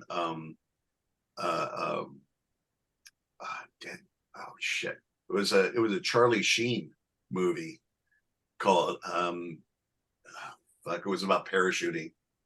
There's a certain thing where you hit a velocity, terminal velocity. It's like it's certain, yeah, it's where you hit a speed that your parachute won't save you anymore. Falling. And anyway, I met him and Natasha Kinski, and here's one of the shows. I mean, the fun things like working in comic books, working in animation and stuff like that. The more fun the job, the worse they treat you. The least you get paid, and and so as the best I got treated anywhere is working on a commercial. Because they'll feed you, you get more money per hour than any other job that you work, and but when working in TV and film, it was like, wow, this is awesome, and you meet great people, other people like, that like the same things you like, and you get to see how they work, you learn from them, maybe they learn from you, it's all. I learned techniques with markers working on that Batman movie, working with people. I didn't know that you could take, the refill bottles for markers that you would normally just fill up the markers, but you could just use that on a big wad of cotton balls and just make your own big wide marker nib and just, do a full wash on something and not show all those little lines that you get when you do it with take a little alcohol and you can pull out the color, and create effects that way, so I learned a bunch of stuff, working in the same room with a lot of different artists. I can imagine over the years as technology and techniques and stuff have changed, like the job now must be so different to when you first started. It is in a lot of different ways. In animation, they've got the pipeline is now something called Storyboard Pro, done by a company called Toon Boom. And in TV animation, that's basically everybody has to work with that because that's the pipeline. That's you do the work there, and then that's how it's consumed or whatever by the production company, right? And it's the drawing tool is horrible, I have to admit. I have a friend who works in it in live action, and he has a great little system, I think, because he only does his thumbnails, his roughs, with this really crappy drawing tool in it. Then you can export it into some other thing like Photoshop or whatever, and do a nice digital drawing over that, and then rename it exactly what it was, and Toon Boom will put it and replace the one that was there before. So you could take out the crap, Mm. put it back in, and it replaces the crap. You know, That's clever. I wouldn't be doing that, but it's one of those things where it's, you know, to learn I took 2 classes using their version of it. I have like an old version that only works on super old computers, and but you have to pay, you know, you have to pay a subscription. And it's like, if I'm not working in animation, I'm not paying you for this. In fact, if I ever work on animation, show me how to get in and out of that, and I won't even, you know. But they're doing a lot of extra stuff though, because they're doing animatics and everything else that I wouldn't had to do when I was working storyboards for animation.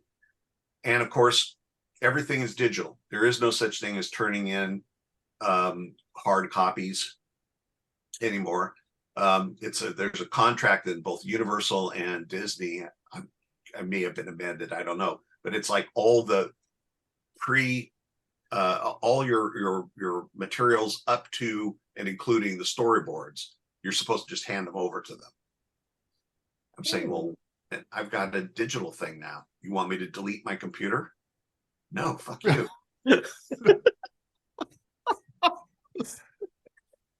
What happens to those old storyboards? Do you ever get to keep any of them, or are they literally just in some storage locker somewhere in Hollywood with about 7 passcodes on it? Oh, what they do? They may give them away. There was a moment a long time ago before I joined the union where MGM, major studio, was like sold for the land, I think, to build condos and all that kind of stuff. But I don't know if it was because of that, but they had a big purge going into all their storage rooms of stuff that they had done, movies, classic movies, Hitchcock movies, all these kind of things, all this artwork that was produced and it was just laying in storage.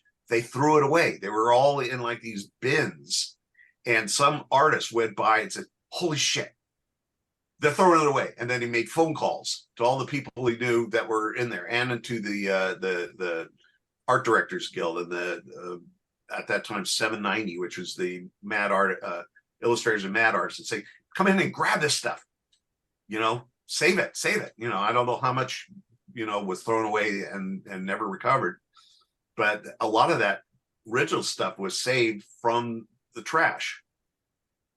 Nuts. They probably could have afforded to pay for another building, the amount of money they could make off that. Some movie collectors, well, that's nuts. Yeah, I don't know if there was even a market, you know, for movie memorabilia, but I mean, they would sell like the Star Trek, you know, captain's chair for, you know, millions of dollars. But there was the paintings and drawings and stuff that survived, you know, like maybe from Edith Head, you know, for the costumes and stuff like that. You know, they're artifacts of their history. They're basically, you know, worth a lot of money. And the fact that they threw away so much of it, I guess, makes it more valuable. I don't know.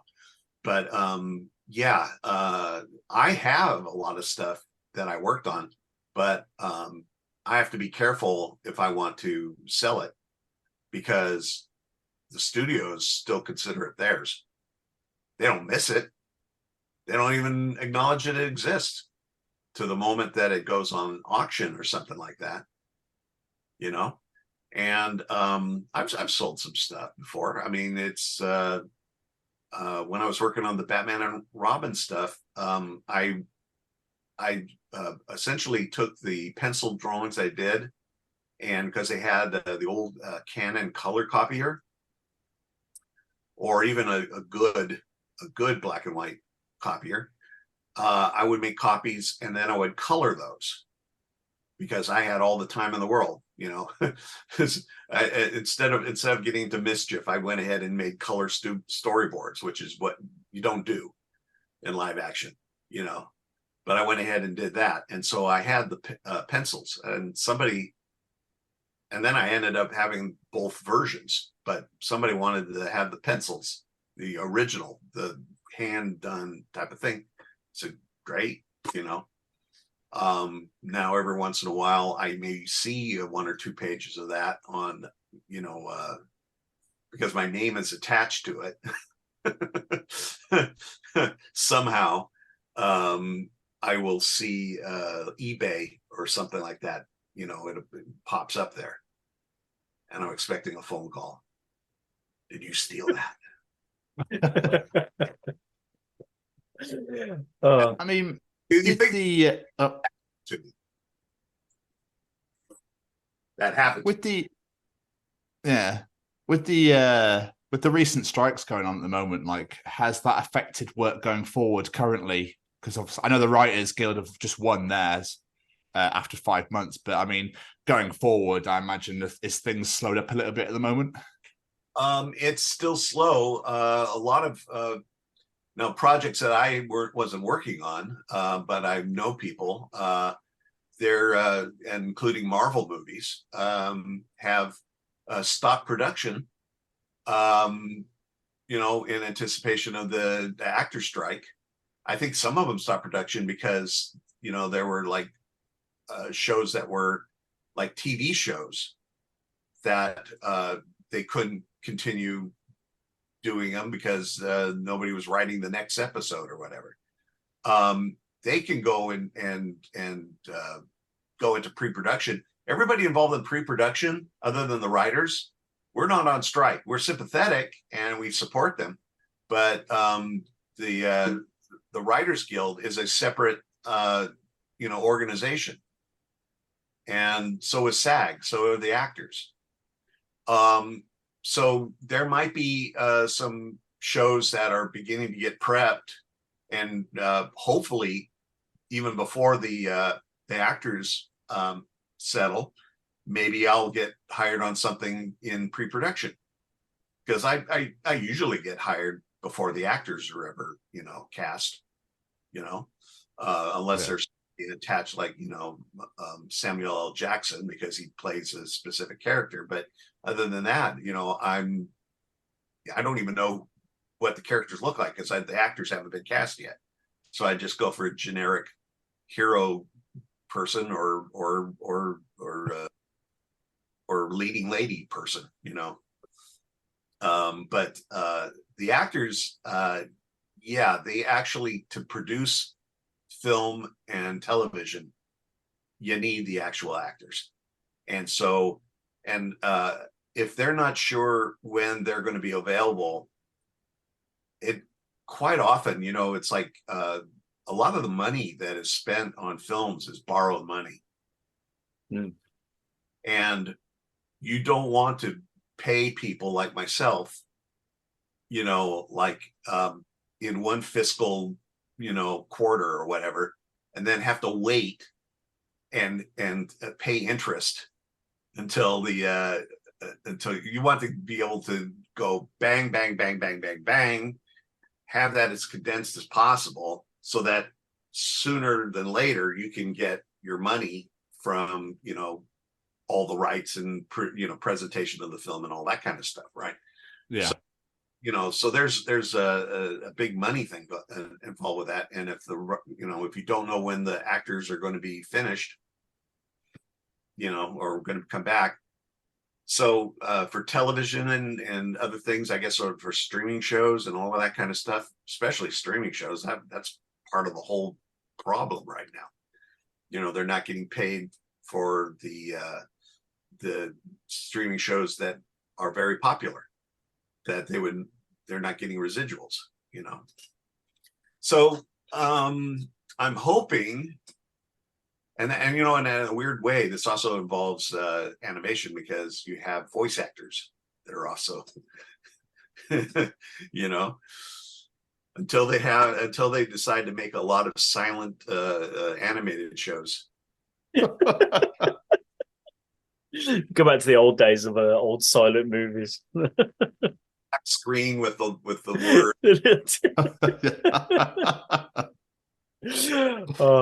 Tim, honestly, I could ask you a billion questions about all the amazing projects you've worked on, but before we let you out of here, just when you're looking back on your career, when you're doing these storyboards, has there ever been a moment where you're drawing it, you've looked at it and you've gone, I cannot wait to see what this looks like on the big screen. Are there any of those like particular moments that stood out to you?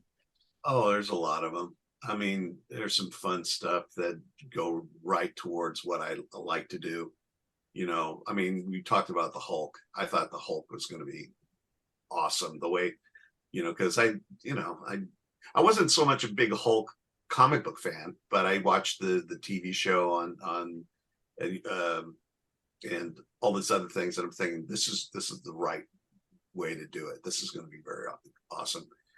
And Terminator 2, obviously, I was a big fan of the original Terminator. I have to pinch myself saying I got to work in the workroom, Stan Winston's workroom, and he had full cast versions of all the monsters he's worked on for all these different, so Predators all over the place, you know, and it was just freaking awesome, you know. So yeah, there's the certain movies that, you know, I'm really looking forward to. Jurassic World, big thing, bucket list. I get to draw dinosaurs. Couldn't be better than that. You know, that would probably be number one. Jurassic World. That's amazing. Like, we're all kids at heart, isn't it? Like, after the massive successful career you've had, like, what was your favorite moment? I got to draw dinosaurs. Got to draw dinosaurs. You know what? If I get to draw a monster, I'm doing something right. You know, it's you know, if I'm drawing a car chase, it's a job. But unless a monster is chasing the car, and then oh hell yeah. Which is driving after a dinosaur. It was like a Godzilla film, by the way. So I did a little version of King Kong and Godzilla on the same thing. It's like a throwaway, you know, like video game based thing, but hell of a lot of fun. Mr. Stevens, do you have any more questions for our wonderful guest? I do. When you first started drawing as a young'un, you know, and you started, you know, finding your way and getting into comics and everything, did you ever think that this is where your life would be today? Did you ever think you'd have worked on all these massive films and TV shows, etc.? Oh, because there was the best you could get back then was like the Ray Harryhausen, like, you know, 1 million years BC kind of thing. You couldn't. There was no budget. There was no way. I never thought movies would get to where they were. I think the best I thought I could do is do comic books, and I was only barely kind of aware that somebody was drawing things for, you know, animation. I knew it was animated drawings, but I'm thinking, how can that one person draw all that? You know, it's I didn't know how it worked at all. It was like, yeah, I know you go here and there's here and then there's here and then it's something goes. I didn't know that there's a whole lot of people working on the same thing. It was very dense. It was like you saw the product. You didn't really see what went on behind it. I think the closest I could say was, okay, if I drew what I'm drawing, if it were good enough, you can actually print it. And that's the best. But storyboarding, design work for movies, no, I didn't even know those jobs existed. And I didn't know that they would ever get to the point where you have like Star Wars and superhero movies and all that kind of stuff. It was, you know, monster movies were either guys in makeup or wearing rubber suits and stomping on small models of buildings, you know. Yeah. It's mad to think how far the world of film and television has come over these years. It's absolutely amazing. Yeah, but I mean, everybody, you could find out. I mean, sometimes, you know, until everything went streaming, you bought a DVD or a Blu-ray, and they'll show you how it works. They'll show you how they made it. You know, God, you know what? It's if I had that back then, maybe I would have gotten out of the house and stopped bothering my parents. You know, much. So before we let you get out of here, any plugs, social medias, websites, anything you want people to go to? Well, I don't know when this is coming out. I'm definitely going to be talking on 2 different panels for Lightbox Expo. It's a design expo for artists and people who love, art for animation, film, and gaming. And that's in Pasadena, next week, like not this weekend, but the weekend after. And and if you go on Vimeo, you can look up some of the panels that I've had the pleasure of moderating with a lot of other people who work in the film industry. And you probably would I think you would have to go to ADG at Comic-Con, and they should come up, illustrators panel, but I would check out that and the production designers panel too, because you'll learn a lot and you'll hear directly from the people who worked on those big films. And that's because I'm not selling anything. Yeah, sell my time, that's basically it. I'm donating time to you guys, but I sell my time, and it's been, That's appreciated. yeah, very much so. We've barely scratched the surface on your amazing career. It'd be great to have you back on again one day in the future and talk a bit more, because like I said, one hell of a career, my friend. Well, thank you. Tim, thank you so much for taking the time out to just sit and chat to us today. We've really, really enjoyed it. Like Jamie said, we've hardly really got into anything. We've hardly scratched the surface, so we'd love to have you back again in the future. All right, well, check out those Vimeos. Maybe you will have different questions. Yeah, Absolutely. How could you?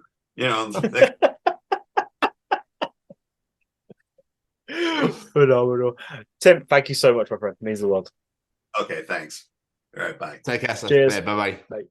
What an incredible, eye-opening conversation. Nicolas Cage was supposed to be in Jumanji. I still cannot wrap my fucking head around that fact. Could you imagine when he was doing the storyboard? I was like, yeah, cool, lovely. Well, good luck with the film. And then went to watch it and went, wait, hang on a second.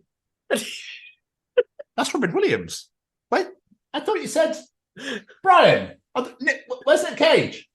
Yeah, it's crazy. That I think we both just went, Joe? Yeah. At the same time, like nuts. That would have been amazing though. But I think because we're so used to Robin being the main character, it's hard to differentiate away and be like, oh, Nick Cage, why? But if it'd been Nick Cage, then you wouldn't have thought any differently, would you? So no. But Tim, thank you so much for taking the time to sit and chat to us. It was absolutely amazing. We loved it. We barely scratched the surface, so hopefully we can have you come back on again. But we really hope that you all enjoyed listening to it as much as we did recording it. Oh, Jamie. Before we get into the show, my friend, what the fuck have you done to yourself? If I knew the answer to that question, I'd tell you, to be honest. I don't know what I've done. But basically, if you see me holding my neck or my shoulder and going ow a lot, it's because I've somehow managed to sprain or some sort of damage to the ligaments in my neck and shoulder. Yeah, so that's because obviously you notice that your left arm's doing a lot of way, and your right arm's going hiya. Pretty much. I was in A&E yesterday, and he was like, "What's your movement like in your right arm?" And I was like, "Nothing. I can about there, and it hurts." And then he's like, "What's your left arm like?" And I was like, "Oh, my left arm's absolutely fine, mate. Yeah, I'm all over the fucking shop. Look, but hey, like no problem whatsoever. But this one, no." And I'm right-handed, so. Yeah. I like how you're all over a shop in a hospital. Yeah, that's another one of those English phrases I never understood. All over the shop. What? Why? Why shop? I have absolutely no idea. It's just one of those things, isn't it? I suppose. I always wonder about like how people pronounce words as well. And then people not from these lands will be like, so they say giraffe. And so I was like, a giraffe? And then like, what's that? Do you know what I mean? Yeah, I know exactly. Tomato. Huh? Well, which one's right? Some of them just aggravate me though. It's the people that say jalapenos. Don't get me started on that one. Just jalapenos, phenomenal. Absolutely. Jalapeno hummus. That's one of the best things I've ever been asked. Jimmy, I'm really concerned for the crisp industry due to the fact that the flavors they're now coming out with are insane. If I wanted Burger King Whopper flavored crisps, I just go to fucking Burger King for a Whopper. Yeah. If I wanted pepperoni pizza flavored crisps, I just get a pepper. I don't understand why it's. Let's think of the most mental shit we can think of and put it onto a crisp. I make it a crisp flavor. Ketchup flavored crisps. Why? I don't get it. Enjoy those. But do you ever find that these things taste absolutely fuck all like what they're supposed? I've tried those Burger King Whopper ones. They're gross. They don't taste anything like a Burger King Whopper. And what's weird is I was also going to bring this up because of a post I saw earlier on. We're in sync, Which is Christmas pudding flavored crisps. No. What in the the bin fuck? you go. How does that even work? There's so many different parts to a Christmas pudding. Do you reckon they're there in the Walker's factory or the Doritos factory or whatever factory they seem to be making them in, and like just rubbing it against pudding or rubbing it against pizza and going, that'll do? I wouldn't. Doesn't mean they taste that little alike them. I wouldn't even be surprised if they just showed it a photo. They're like, you can taste like that, all right? Cheers. Get in the bag. So they don't taste anything fucking like them. Because obviously the Burger King adverts relate the Whoppers to smokiness and the smoke of the grill. So are you grilling the crisp? Like, how are you just wafting the crisp through smoke? All right, go smoky flavour. There you go. That's a Whopper flavour, that is there. Let's just take this It's open like- bag into Burger King kitchen and hope for the best. Like, it tastes nothing like it. It sounds like someone selling down back alleys. Oh, mate, do you want some Burger King flavoured crisps? Yeah, Burger King flavour. Trust me, you can't get them anywhere else. Burger King flavoured crisps here. It's like they bought the KFC crisps. I'm like, what the fuck are these? Oh yeah, I forgot about them. I've never tried those ones, but Like, this is mind blowing. What are you doing? Are you struggling for sales? Like, so you have to merge yourself with. Where's the McDonald's flavoured shit? that's a good point. But saying that, I don't think McDonald's need any help with endorsements, do they? They're doing all right. No, I think they're like the number one business in the world. But still, could you imagine McDonald's chips flavoured crisps? Ooh. And they actually were, oh, dude, I think they would sell out. But I that don't would think work anybody. because at least it's still potato. That would work. That would make sense. Yes. Not Christmas pudding or chicken. That's ridiculous. It It is ridiculous. They did the scampi flavoured and they're absolutely delicious. And then they did fish and chip flavours. Like, well, sure, that's exactly the same. But Surely, because pretty it's much. fish. I don't get. We've had to stop our bounty flavoured crisps. No one bought them. No, I love Yeah, I'm not bounties, but surprised. that sounds grim. Like, no thanks. But that's what they do, mate. That's I what know, they fucking I- do, wouldn't they? But I'm what I waiting don't- for dairy milk and fucking crunchy flavoured crisps coming out soon. It's like, honeycomb crisp. Yeah, no, thank you. I'm all good, Tar. But the thing is, these things never sell better than your ready sorted, your salt and vinegar, your cheese and onion. Why are you fucking trying? Just stick to what you're good at. Job done.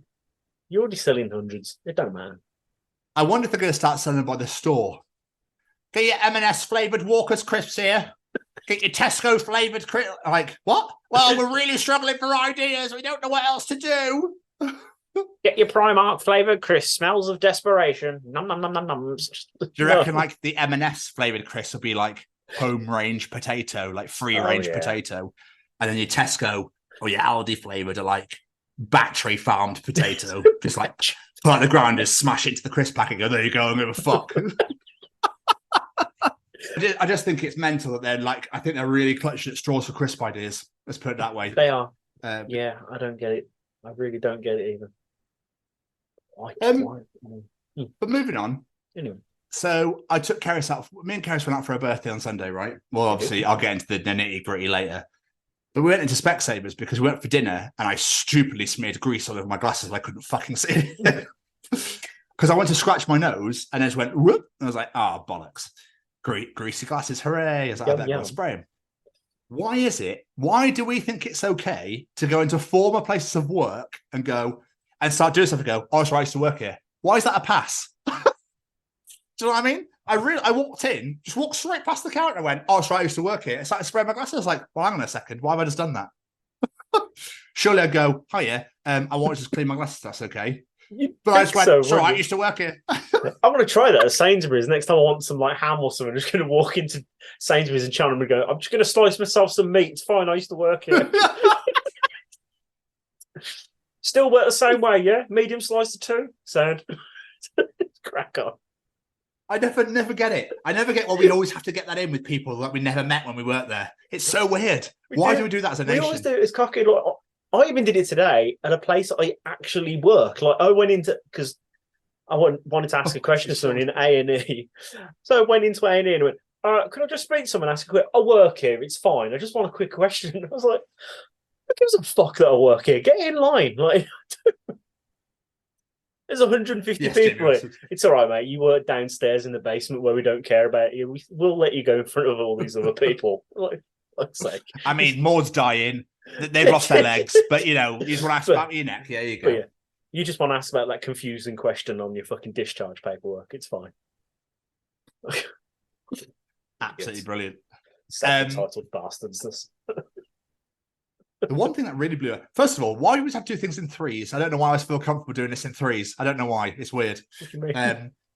As in, you always have to do things in threes. So, I've given you the crisp thing. Now, then they used to work, and now I'm going to do something else. And I'm like, oh, now I feel better. Now I can move on to the next segment.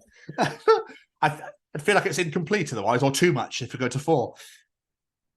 Do you remember when we interviewed Tom Stage for the third time and we talked about Snoop Dogg doing Just Eat adverts? Yes, I do. Yes. Snoop Dogg has now moved on to some more adverts. He now advertises the Bic pen. Does he? Yes. Yes, he does. What? Why? With some really money. famous Hollywood actress as well, whose name has completely escaped me. But yeah, he's doing Bic adverts now. What the mindset that I think is great about this is that Bic went, we need to reach the kids. We somehow need to reach the kids for schools. How are we going to do it? Oh my God. Let's get one of the biggest rappers in the world to advertise our pens. Pens really need to be sold and advertised these days. Apparently. Like, if there's one thing in this world that everyone just needs and knows where to get, it's a pen. Like, but do you reckon technology has fucked it for them? Oh, because it's all touchscreen and you can whatever else. But I love the idea of someone there with a piece of paper. They're like, I really jot this down, but what do I need? I've got the paper, but it's just something else that's missing that I need to be able to complete my task here. What is it? I believe, is it a penile? No. Is it in that word? Is it in the word? Is it a linep? What do I need then? You need a pen, love. Are you all right? You've been here for 36 years. You've been on this earth for that long. You probably used them at school. I'm just trying to remember what Snoop Dogg said to me that once, and it's just not coming to me. Oh, yeah. You write stuff down on the paper, then you need a thing, and you get a pen to... Oh, a pen! Yes, that's what I need. There we go. And then I can smoke some weed for some reason, because that's how I get through writing this. Is that correct? I need to, but I've got no actress with me. I need some actress with me to help me write this. I can't remember. How'd you write? I've forgotten how to. I've had 6 weeks off school. I've forgotten how to write. My arm feels weird. Do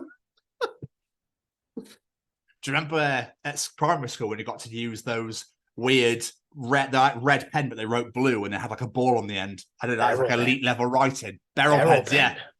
You knew you were top grade shit at writing if you got a barrel pen. You were the fucking dog's bollocks if you got. I think they gave one each, and you were like, "Oh, I have achieved legendary handwriting status. I can join all my letters. There's no stopping me now."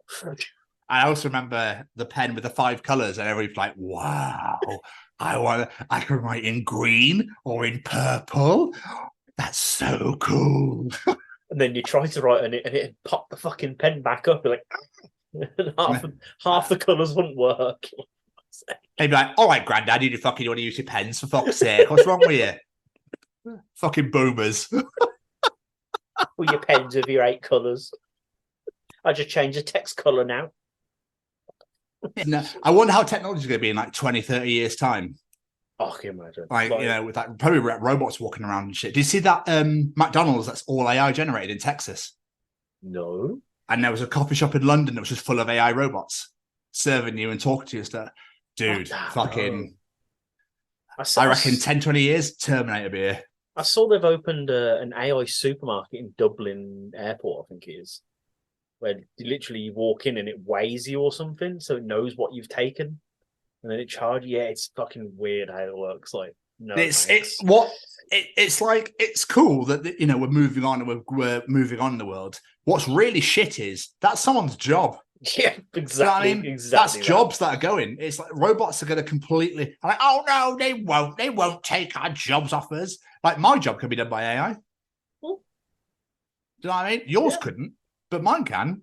And it's like, that's concerning. Well, part of mine could, to be fair. It's scary.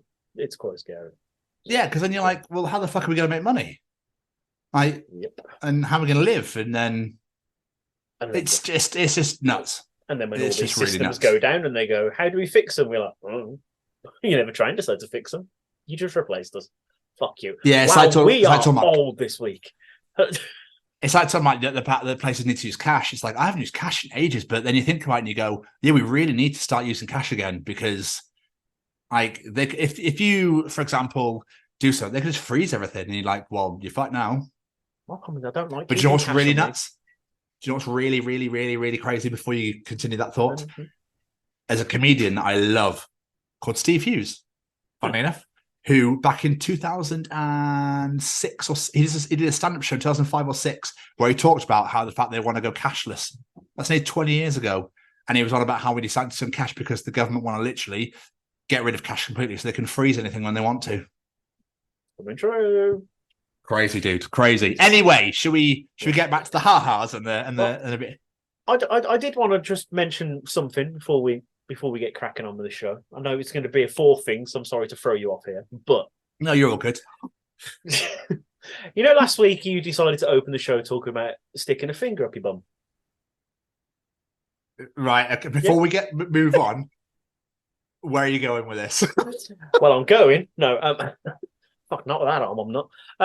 Anyway, I was thinking about it. I was watching something and I can't remember what it was, and it's a trope in comedy movies. And I've often wondered, not have you ever done this, although I'm kind of intrigued, or has the thought ever crossed your mind? Teen movies. How many teen boys in teen movies have looked at the Hoover and thought, I'm going to stick my dick in that? Where the fuck did that come from?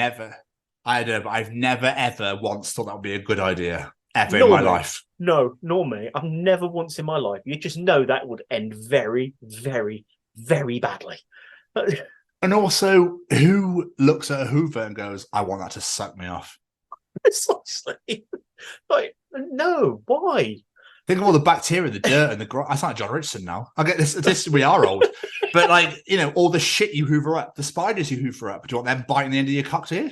Ooh. Like, just like it's just no, Jamie Westwood. No, I can't believe you actually said you were slightly intrigued to know if I had.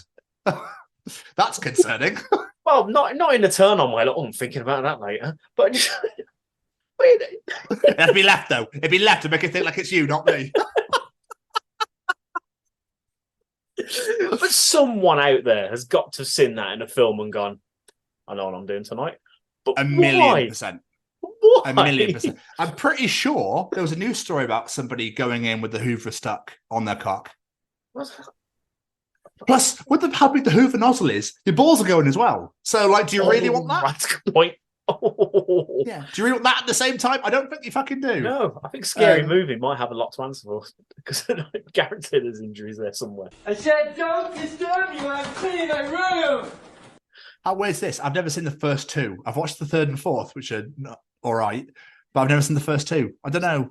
It goes back to that thing where everyone fucking banged on about it so much. I was like, I don't want to watch them. Yeah, I get that. But no, the first one, the first one is great, but I just want to know where that, because that idea to even put that in the film come from somewhere. So even the first person that made a joke of it, that come from somewhere. Who the fuck thought that? Anyway, I don't know why I started thinking about people putting dicks in Hoovers, but that's what my brain does apparently. That's well, I mean, you did ask me if Mr. Blobby come, how he sounds when he comes. You have asked me why poo is brown. So, you know, nothing really sort of escapes that anymore. Every time you go, I brought something to the table, my brain always goes, oh, for fuck's sake, what's he got now? So, you know. That blobby cum face was my favourite thing ever. Well, like Cheech and Chong. Just without the weed. Just without the weed, yeah. Anyway, moving on. Yeah, we don't need to talk about Blobby coming anymore, mate. He hasn't even got a penis. It's a fucking suit. So I imagine the person in the suit is probably like, so yeah. It's even scarier. Like everybody else's. I wonder if anyone's got like a. I don't know why I'm just coming out my mouth, but if anyone's got like a really weird ass cum face, Oh, I wonder if anyone's got like one to go like. Could you imagine? Having sex with that? Jesus Christ! I'm gonna blow my. We're going to have to turn the lights off tonight, love. Why? No reason. No reason at all. You know, people talk about having bags on their heads. I actually need one. Because otherwise, you are never getting wet ever again. I can fucking hear owls if you see this face. That's how dry. It's drier than the Sahara fucking desert. Anyway, sorry. Any audio listeners, please just pinpoint this point in the YouTube video and go and watch it just to see the face that's on balls. It's the best thing ever. Oh, thank you. I always endeavour to at least get you once a week. So yeah. Anyway, I can see you. You're in quite a lot of pain. How are you doing? I'm in a lot of pain, thanks. Good. No. I mean, no. No, I'm all right. Just I'm in a lot of fucking pain. It's been about 2 weeks now, and it's just got progressively worse to the point I went to A&E yesterday because I gave in with the doctors because what they gave me did not work whatsoever. So was that the GP? Yeah. So I feel like ever since COVID, GPs just go, whatever. Yeah, literally, I went there, told him everything was going on, and he was like prodding me and went, "You've hurt this muscle, take some diazepam, it's a muscle relaxant, take some ibuprofen, but take more than the daily recommendation." I was like, okay, cheers. Diazepam did nothing, it just made me feel sleepy. And then I went. And you're a sleepy boy anyway. Well, yeah. And then I went back to work yesterday and I was there for about an hour and a half, 2 hours, and I was like, I'm going away, and I can't. Because I couldn't even put my arm up to move the computer mouse. I'm just doing that to demonstrate her. But, dear. I couldn't even. I was sat on my ass and I couldn't even move the mouse. That's the thing. The doctor was like, "Can you do any more? Could you do light duties?" And I was like, "Mate, I'm a team leader and I'm sitting at a computer. I can't get any more light duties if I fucking tried, and that hurts. Light duties hurts." Like, I don't even get light duties at home. Well, no, precisely. Fucking lighter duties at work. Oh, bless you, my friend. Yeah, so that was good, all good fun. But yeah, I'm all right. I'll crack on. I just gotta hope for these tablets and other pain killers will help. What, cocaine?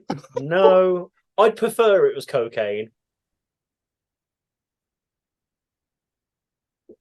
Well, I don't know what that means. Suppositories. Oh no. You can't. You got the power of editing, just to let you know. Yeah, no, I don't care. I just keep it in. Yeah, I've got to take a fucking suppository for shoulder pain. Work that bastard out. Is that why you started bringing up about finger in the ass? No, that I'd already had that prior to that. That's just really good timing. Dude. Literally, I was sat there yesterday and you went, right, I've got a strong pain. It's the strongest painkiller I can give you for muscle pain. And then he pulled it from like behind his back like a fucking wizard trick. He's like, da-da! I was like, I know what that is. You bastard. It's almost like he was just there going, this poor guy. Poor guy. What I'll do is like, can you guess what Annette's in? Thing is, I wouldn't have minded violating myself if it helped, but it didn't even fucking help. So I was like, oh great, I just had to do that for no reason. Basically just for shits and giggles. That's basically what I've just done that for. Yeah, quite literally. Yeah, pretty much, yeah. Just because I'm curious, how far do you have to push it? Are we talking a whole finger or a digit or what? Just until your muscles take over and take it on its final journey. Oh, I see. It's all right, Jamie. We got it from here. Pretty much. We'll take it from here. Cheers, mate. We got another one, fellas. We got another one. Appreciate that. We'll melt that down for you. Cheers, lads. Did you play the Lemmy song at the same time? What? The Lemmy song from South Park. That would have been fucking amazing if you did that. Anyway. So, yeah. I don't know why this is so lame. This is like at the time I thought this was hilarious. When I first had to shave my beard off in 2013 or 14 for a job interview for Nationwide, I played Lone Stars Amazed when I shaved it. So that song's like completely gone out of my head. How does it go again? I can't remember. I'll put a Baby, I'm amazed by you. That one. When I was shaving, I was going. I don't know how you do what you do. I'm so in love with you. It just keeps. I don't know how you do what you do. I'm so in love with you. Oh, sorry. And then I think you get the fucking job. And I just went, you know what? I'm never shaving ever again for a job interview. Fuck you all. I think I actually remember this because it was over your birthday, wasn't it? Was it? I don't know. Yeah, I think there's a picture of me and you from your birthday night. No, this is before. Oh, was it before that? Okay. This is before. Okay. Yeah. But anyway, how about you anyway? Yeah, sorry. We're all over the shop this weekend. It's great. This is the beauty of the show, my friend. It's the beauty of the show. It's not regimented and, we just do what the fuck we like and it's great. 107 episodes in of just this show. I think we're doing all right for ourselves with 2 shows previous.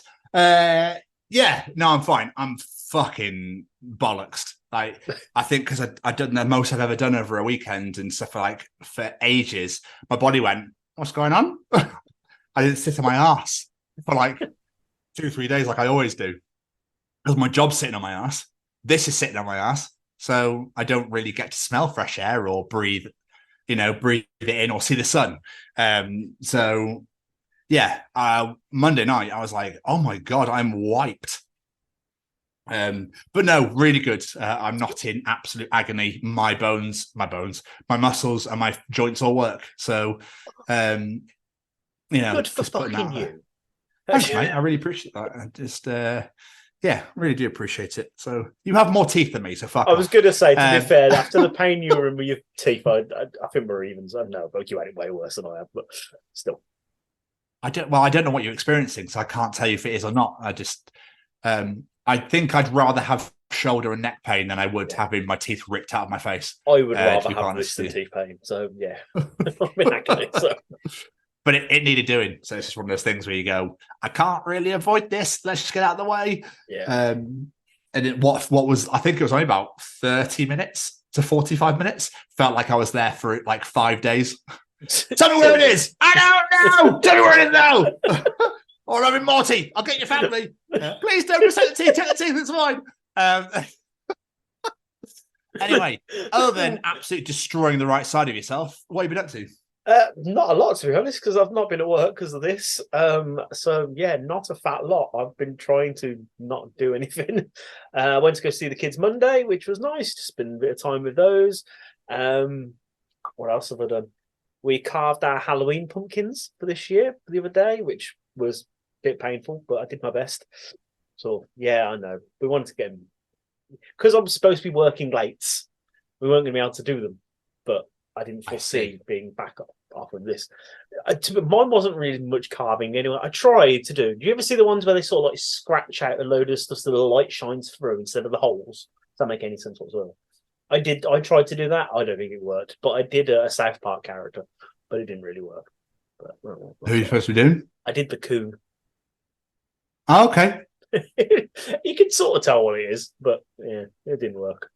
Oh well. I had Olivia's parents in early, which went really, really well. Bless her. She's doing very well, so all is good there as well. So yeah, I feel at this age they all do really well. Not no offense or anything. I feel this is the age at 6 years old.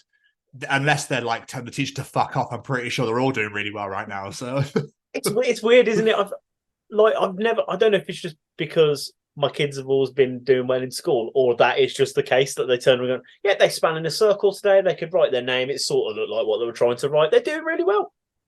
Or they get a little bit of mud, but it was all right. Don't worry about it. It's fine. They pissed in the playground, but it was fine. They do these things.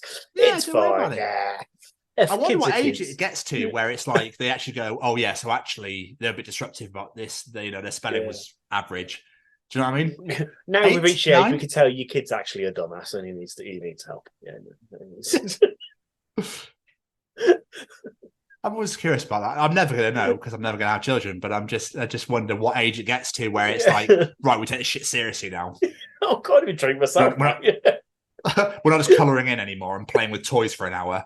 Now I'm not finger painting. This shit's real now. To be fair, they are actually learning about interesting subjects. I know, because Olivia fucking makes me recreate half of them. The amount of times I've been pretended to be stabbed in the eye because she's William the Conqueror is ridiculous. But in a way, aren't you quite proud of that? Oh, I love it. Because That's she's why I taking play it on along. board. Yeah, that's why I play along. Yeah. I'm like, you stabbed me in the eye with that imaginary arrow, kid. Come on, let's get that William the Conqueror knowledge. Because obviously, if they're coming in and be like, yeah, fine, iPad, then I'd be worried. Yeah. Wouldn't you?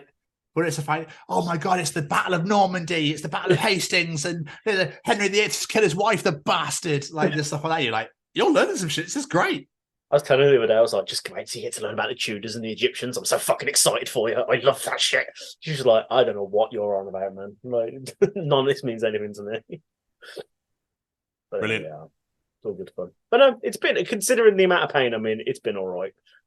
I've had better weeks, but it's been all right. Abby, you've been a busy boy, however, though. What have you been up to?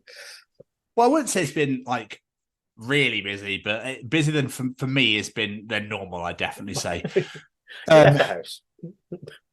Yeah, a couple of times actually, which is quite surprising. Obviously Rhiannon'd, as you fucking do, been Rhiannon-ing. We've booked some interviews in for here. We've booked quite a lot of interviews in for November, which is really exciting. I know you've got a couple of people that you've been dying to get on for a while, or at least one person I know that you've been dying to get on for a while, which is decent. So I'm just trying to think back on what I've been doing. So I finished Ted Lasso season 1. I'm on Ted Lasso season 2.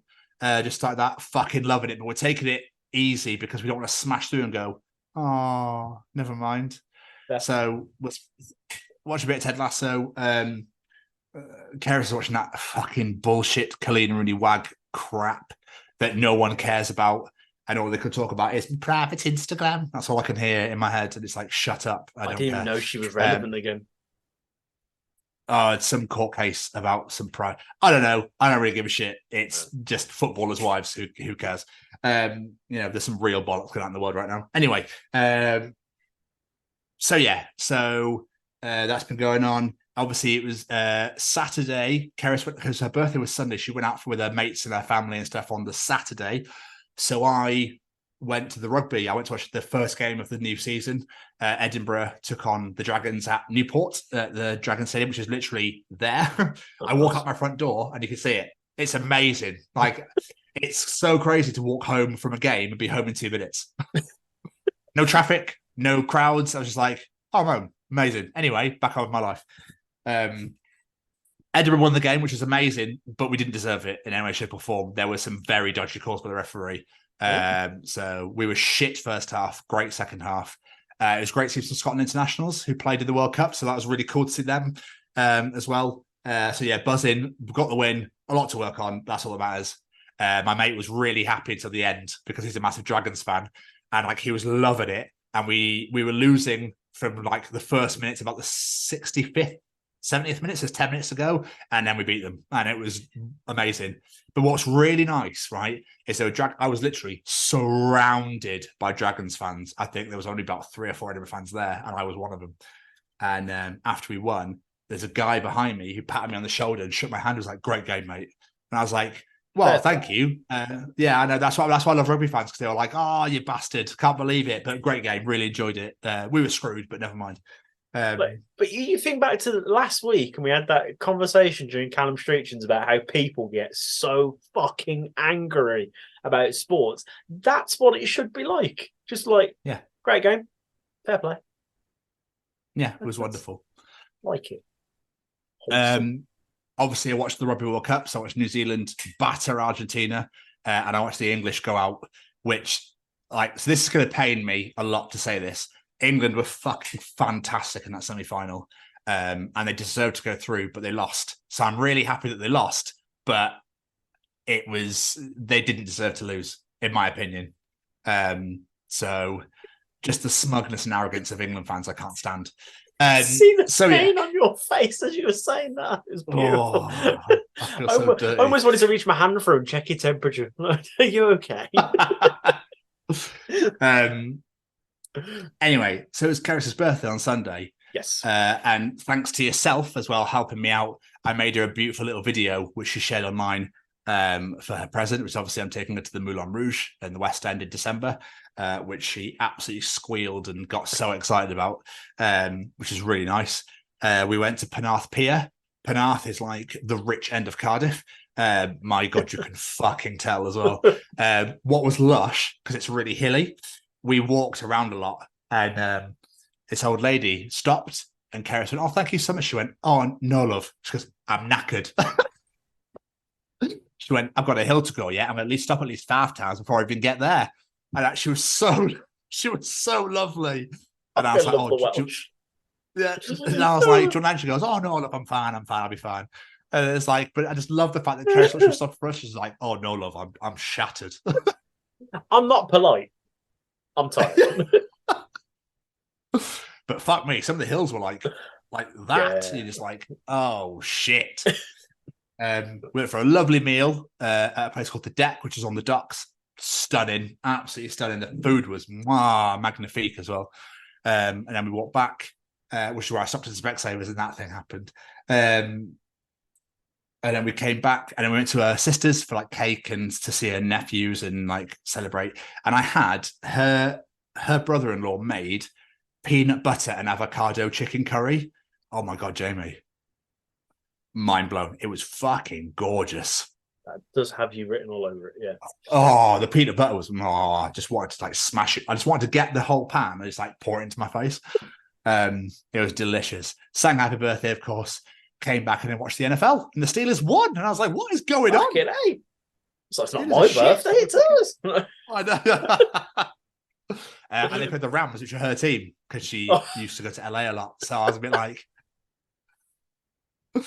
we love it. We love it.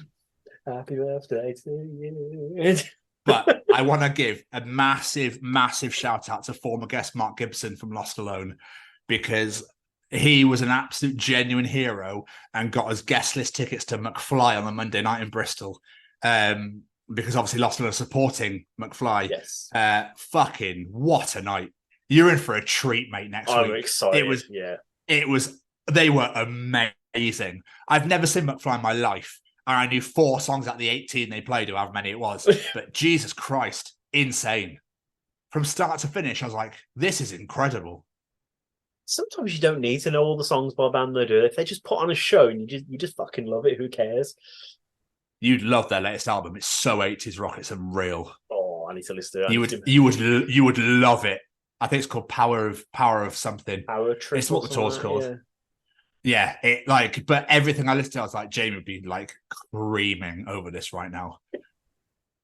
So, but they're exciting to watch, and they're funny, and like they interact a lot, and it was just great. We were second row from the front.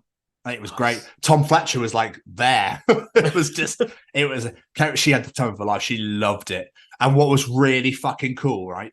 There was a girl, she's quite tall, in front of her. So I put Keris in a place where she could fucking see. So we're at the side, so she could see straight up. So no one getting away. Lost Alone played, fantastic, really great, really enjoyed them. They were absolutely solid. And fair play to McFly for like taking them out on the tour and stuff with them, because like Steve and the singer of Lost Alone helped McFly write the new album, and that's why they're supporting that sort of thing. So Lost Alone were great, really good, really enjoyed them. And this girl had her mates turn up late, right? Bear in mind, she's right at the front and there's nowhere. And this guy turns up with his missus and stands right in the fucking, like, on Keris's feet near enough and, like, right in the way. The girlfriend felt well fucking awkward, which is good. But the guy was like, and then there was these 3 women here next to us who were like, excuse me, you're in the way of her. Like, can you fuck off? Fair play. And I was like, absolutely amazing. Like, you legend.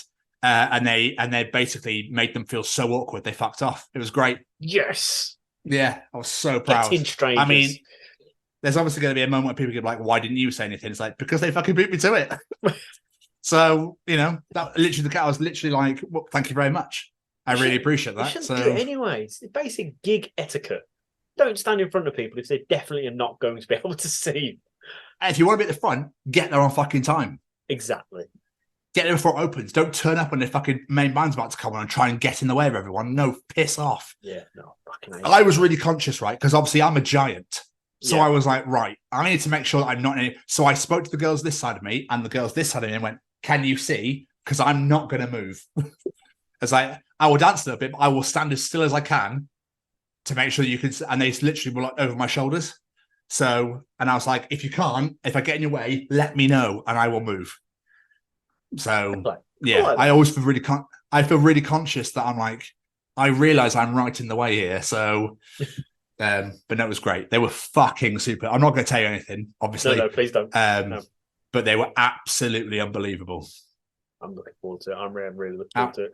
We could talk about it when you've seen them. Yes. And Mark is coming on the show after the tour, so we can talk about it as well then as well. So, yeah, genuine legend. I bumped into him after the show, and he was really like, I could really appreciate you coming. Thank you. So I was like, no, Mark, thank you. You allowed us to come, so thank you for coming. He's like, it's just great to see you, mate. It's just great to see you. Like, it's really cool that you're here. Legend. And I was like, we love Mark Gibson. What a hero. So please go back to a 2000 Trees interview with Lost Alone with Mark Gibson, because it's great. And we whinge about vegan sausage rolls and stuff. It's absolutely wonderful. So please go listen to that. It's great. And here we are. We're all caught up. Should we check in with Mr. Cozy over there? We definitely should do. Braden, what's going on? All right. Is this thing on? Well, howdy doody, everybody. This is Braden Berry from Say We Can Fly, founder of Stay Cozy Clothing, your one-stop shop for the coziest, most fashionable hoodies, t-shirts, and more. Gosh, Mickey. That's right, folks. And we're proud to say that we are now sponsoring the Chronicles of Podcast. Ouch. Hosted by Tom and Jamie. Like, you can get 10% off, man! That's right, Shaggy! Just use the special code, The Chronicles, at checkout. Oh, boys! Right. Jamie. Yes. It's time for your favourite segment of the week. Oh, yes, it is. He's back. It's time for Callum's Treachings. Do you want to know something? Callum will be able to tell you in Callum's Treachings. Is cereal soup? Ooh. Callum is back to treat the nation. So, without further ado, don't hurt yourself any further, Jamie Westwood. Hurt myself dancing. What? Callum, treating us this week. The most famous German is Austrian. Wow, that is a short but sweet and so painfully true. Yeah, by the way, we're going to talk about Hitler for the next 5 minutes. So that's so nuts. I love the fact we didn't even need to clarify who we were talking about. We knew. Everyone knew. I've never thought about it that way either as well. I've never gone, why is the most famous person in Germany Austrian? Yeah. Like, I knew him. Obviously, I knew Hitler was a country Austrian, that's not even his. Well. How did he run a country that's not even fucking his? That's the most mind-blowing thing, because surely the German people must go, what the fuck are you? Fuck off. Yeah. But he obviously, I don't know, some voodoo magic or some mind tricks and, all that crap. I don't know my history that well to know how he did it, but clearly he did. He found some way of doing it, but that actually genuinely made me feel a little bit sorry for the German people, because after all these years, you'd think there'd be someone a bit more famous by now, wouldn't you? Well, yeah. So, and this is all about Arnie. Even he's Austrian, but no one's ever known him as being German. So it's definitely Hitler. Did you ever imagine this? We do a whole bit on Hitler. And he's like, boys, it's definitely Arnie. We're like, oh, shit. Your show's cancelled. Get off YouTube. Get off. We're not having you anymore. I mean, Callum, you're right, but he was great in The Terminator. So what can we say? He's like, even weirder that he ran for governor and became governor of California. That is mental, though. That is mega. That's probably weirder.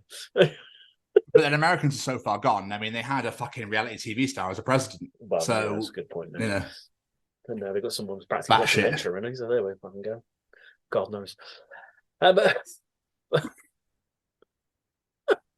I don't. It's so true that I don't even know what to add to it, because it's so painfully true. I just can't believe that even happened, and the fact that it still happens today. I mean, look at what's going on now. You're like, wow, yeah.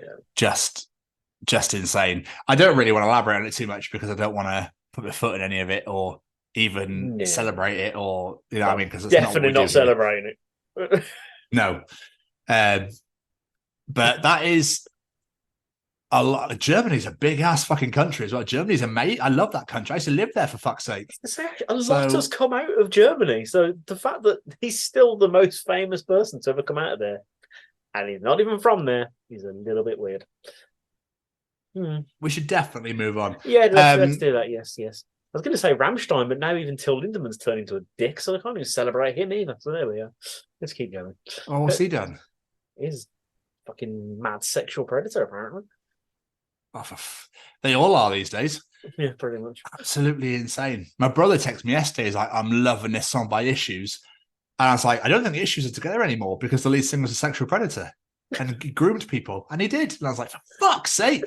He's like, oh, yeah, but I tend to separate the art from the artist. I was like, okay, what about Lost Prophets then?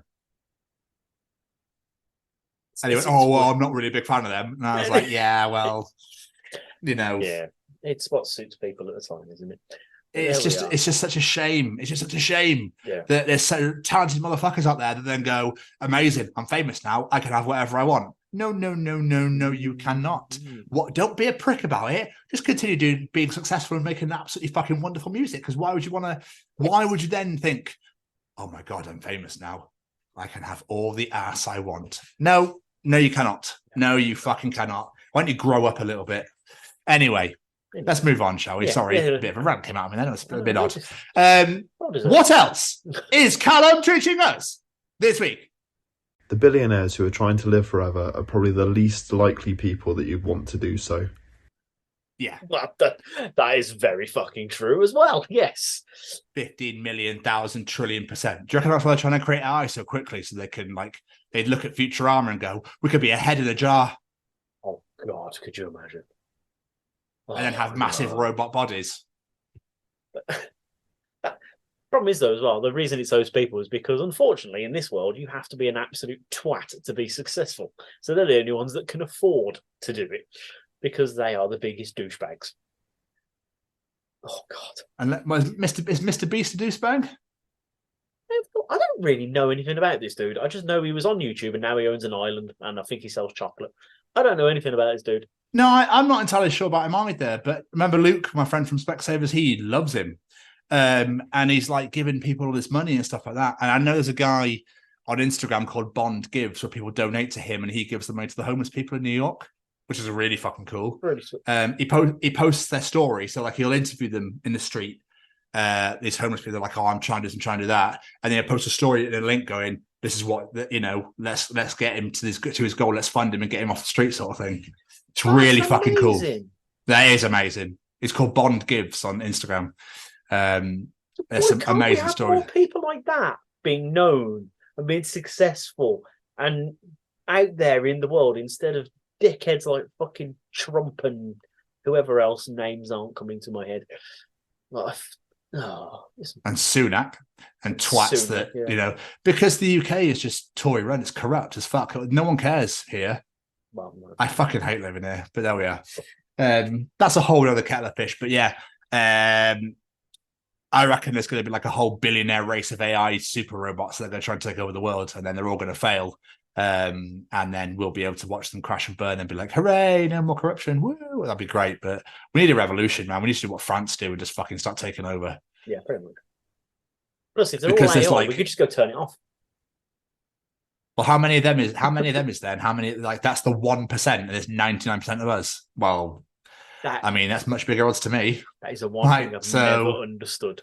This is one person, and yet there's millions of us, and yet we let that dickhead. How has there not been some sort of revolution? I've never understood it. Yeah. There we are. Wow, we are old, miserable, moaning middle-aged people this week. We are. We're Tim, if you're listening, we're so sorry. Yeah.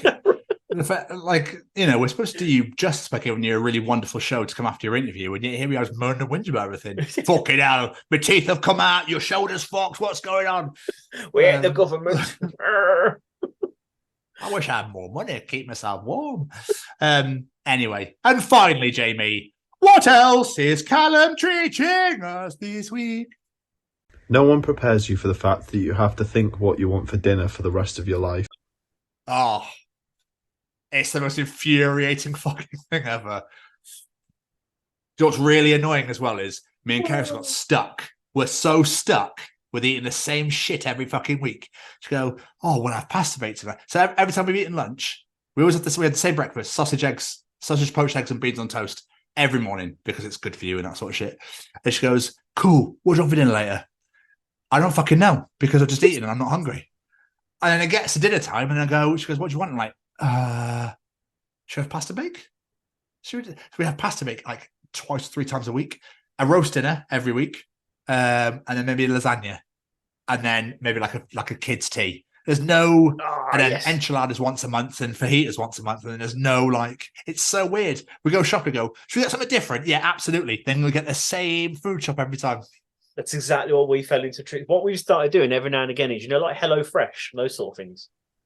Yeah, we've started getting them every now and again because they literally let you choose from about 8 meals. So you've got to have from those 8 meals, and it's something different every week. So you have to mix it up. If you like it or not, your dinners are being mixed up that week, and it's actually a nice change. But at the same time, I am sort of thinking like, kind of miss having my spag bowl and stuff like that now. Like, can I have my classics back now? So we're gonna have a week off. Spag bowl. Even, but yeah. You know how much I love my spag bowl, but yeah, I absolutely. If someone says to me as well, "What do you want for dinner?" My brain just goes, "I don't know." Yeah. But then I know earlier in the day when we're not even having the conversation, I go, I really fancy this tonight. But then when it comes to actually saying that I fancy that tonight, my brain will go, "Oh yeah, I forgot you had that thought several hours ago." We are getting so old now. We are so fucking old. Oh, I fancy a bit of pilchard later, a bit of pilchard. Yeah. Fancy a bit of... I might have some mackerel or some kippers. Get some smoked kippers on, Gerald. What's going on? Get some smoked kippers on. Where's your pack? Oh, smoked kippers. Oh. Crazy, man. Such a crazy ass time. But yeah, it actually annoys the fuck out of me that I have to decide what I want for dinner. Why can't people just decide for us? Yeah. Why can't mum phone up and go, love it, it's your stew night tonight. All right, it's your burgers tonight. You got that casserole on, that lamb casserole? No, I do not want lamb casserole. Thank you very much. Oh, it's winter now. You've got to have a casserole. You know what I do want this winter that I love? Corned beef hash. Never been a fan of corned beef. It's because you're not from Yorkshire. You're not from up north. I mean, I'm not from Yorkshire. I'm from Scotland, but still, up north, mate. Oh, it's just divine. My mum makes the best corned beef hash you've ever had in your life. But she's from Yorkshire, so it's done properly. So, it's like when Wolf Bastard talks about spam. Like, that's a northern thing again. And it's just like, I was like, oh, spam, fucking incredible. Where's the best meat come from? A fucking tin. That's where the best meat comes from. We're very northerners. We don't give a fucking shit. Just get it in my face. And anything from like Midlands downwards, you're like, oh God, no, you must be joking. No one can have a fucking spam and meat out of a tin. You must be joking. No, we have duck and quail. Yes, quack, quack.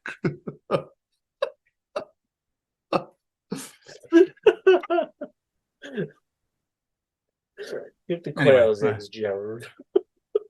Where's my slippers and my paper? Yes. Get me the Daily Telegraph. Yes, the graph. The Daily Telegraph. Anyway, fire. But yeah, Callum, you're so right. It is the word. I mean, he's a fucking PT in like nutrition and that sort of bollocks now. So he doesn't have to worry about that shit because it's all on fucking Instagram. If you are ever interested. Although I feel more sorry if people are like, I have to weigh every single thing. I need to work out all my macros and all my nutrients, and also I'm like, just fucking throw it in the oven, mate. Dude. Job done. But have you seen the size of Callum? I was going to say, yeah, to be fair, though. Have you seen how exactly? Yeah. You're a better man than me. We're so lucky to have him on the show. So lucky. For a start, you can lift things with your right arm. I can't even lift my arm. Anyway, I now have to follow this. Thank you so much, Callum, once again for treating the nation. We fucking love it. We absolutely do. Beautiful man. But it's time for Tom's Journal. Oh.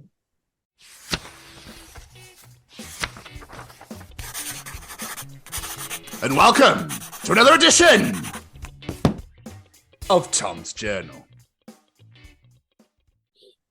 Welcome to another week of Tom's Journal. Jamie, are you ready? Oh, I'm ready. Let's ask Reddit, shall we? Oh, God. What is a common myth about your country that is 100% false, but many people still believe in it? Romania. Many people believe we have vampires, but in my 700 years of living here, I haven't seen one. I've asked my mates back in the castle. They also haven't seen any either. And they've been around for longer than I have. That's clever. I like that one. I've lost where I am. Yeah. I feel that you could... you'll definitely be able to relate to this because you have children. You've got children who have been this age. Having a 2-year-old is like living with a little gnome from a folk tale that you have to trick into doing things because if you ask it directly, it will curse you. Yep, and yep again. Unless it's to benefit them, it ain't gonna happen.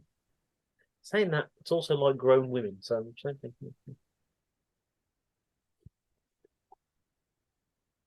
Any female listeners, he's not sorry, I don't think. No. There was I do believe there was a Friday the 13th this month. There was. There was, wasn't there? There Yes, was. Somebody made a keep calm sign for Friday the 13th. It says, Friday the 13th, keep calm and don't go swimming, don't have sex, don't smoke, don't drink, don't go out, don't split up, don't run away from the killer. If you trip up, get up and run. And above all, turn on the stupid light before entering any room, you fucking dumbass.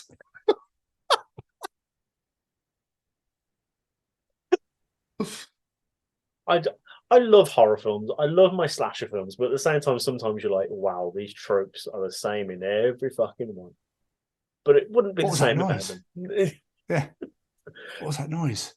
I'm a young teenage female. I better go into the basement by myself, not tell anybody I'm going down there, and not turn a light on to have a look. And I better randomly take my shirt off, just in case.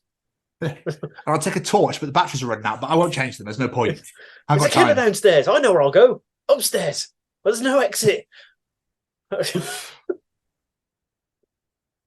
This really made me laugh, and I love the fact that it's Scottish. I came in from my gender scan, and my wee bro came down and asked if he was going to be an aunt or an uncle.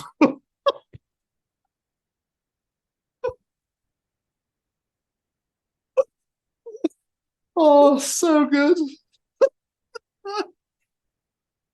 Oh, have you seen there's a video online? Have you seen this man? His wife accidentally ruined their gender reveal, and he's the angriest of it with the cake. The cake, yes, I've seen it on the beach. Yes, I have seen that. Wow, that man was angry. I am wonderful. I mean, where's gender reveal come from? I do not know because I could not give a It shit seems- what the gender of someone It else's seems to be baby's going to massive be. now. I just don't get it. I just do not. It just blows my mind that it's like, just wait till it's born or ask the doctor. Yeah, I'd like to know. I wanted to know the gender of my kids. I could not give the fuck what the gender of your kid is. How is that going to affect my Yeah, life? mate. Makes no sense. Makes no sense. Don't get it. If I owned an Italian restaurant in October, I would change the menu to say fettuccine alfredo, garlic dread, and buttacini. I'd go out of business, but you're fucking worth it. Worth it for buttacini alone. That is fucking beautiful. I do love a pie. Oh, I know you do. I just lost myself.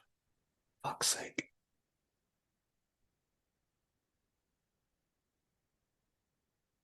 My friend is dating a guy named Blaine. I accidentally called him Blase, which is her ex's name, and she got really mad at me as if it's my fault that she exclusively dates guys who sound like Pokemon gym trainers.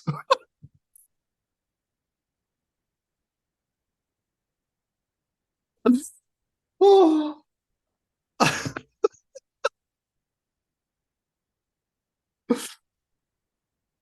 That's destroyed you, that, hasn't it? It's a can't Pokemon even- gym train.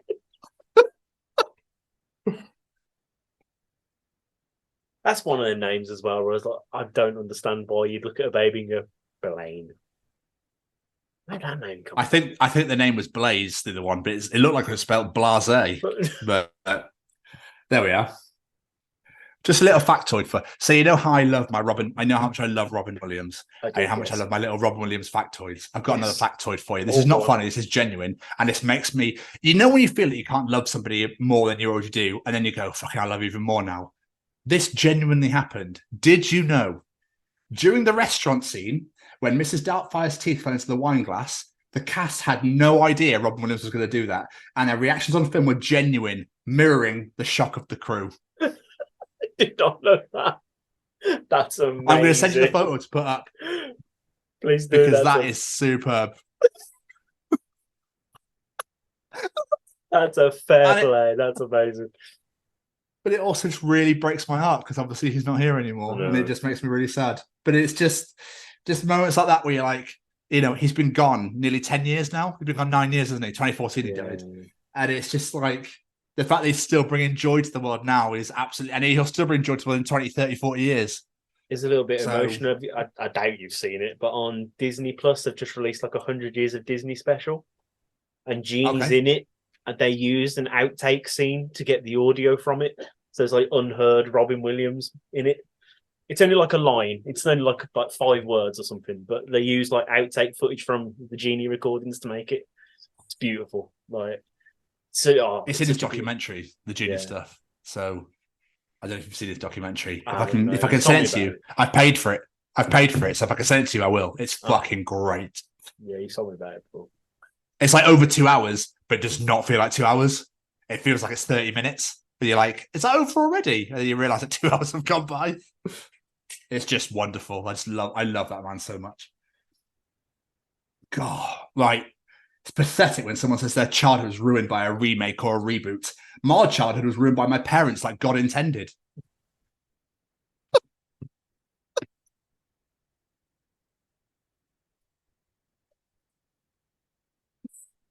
A fucking good point, though. I've never understood that one. My childhood is ruined because you remade my favourite film. Don't watch it then. Just watch your favourite one when you were a kid. No, it's like, and I love my friends. It's like because Slam Dunk have announced their lineup today, and so many people have gone, fucking all that shit. Okay, don't go. Don't go. Simpler. I get people that go regularly all the time. Go, well, it's a bit underwhelming. It's like, it's only the first announcement. Plus, there might be more. Just enjoy. Just enjoy for what it is. Who cares? Do you know what I mean? Fuck. I don't like Reading and Leeds. I don't want to whinge about it online. We're British. Anyway. We have to have a moan. Apparently. True. But let me indulge you, Jamie. Soup of the day implies another possibly even more seductive soup of the night.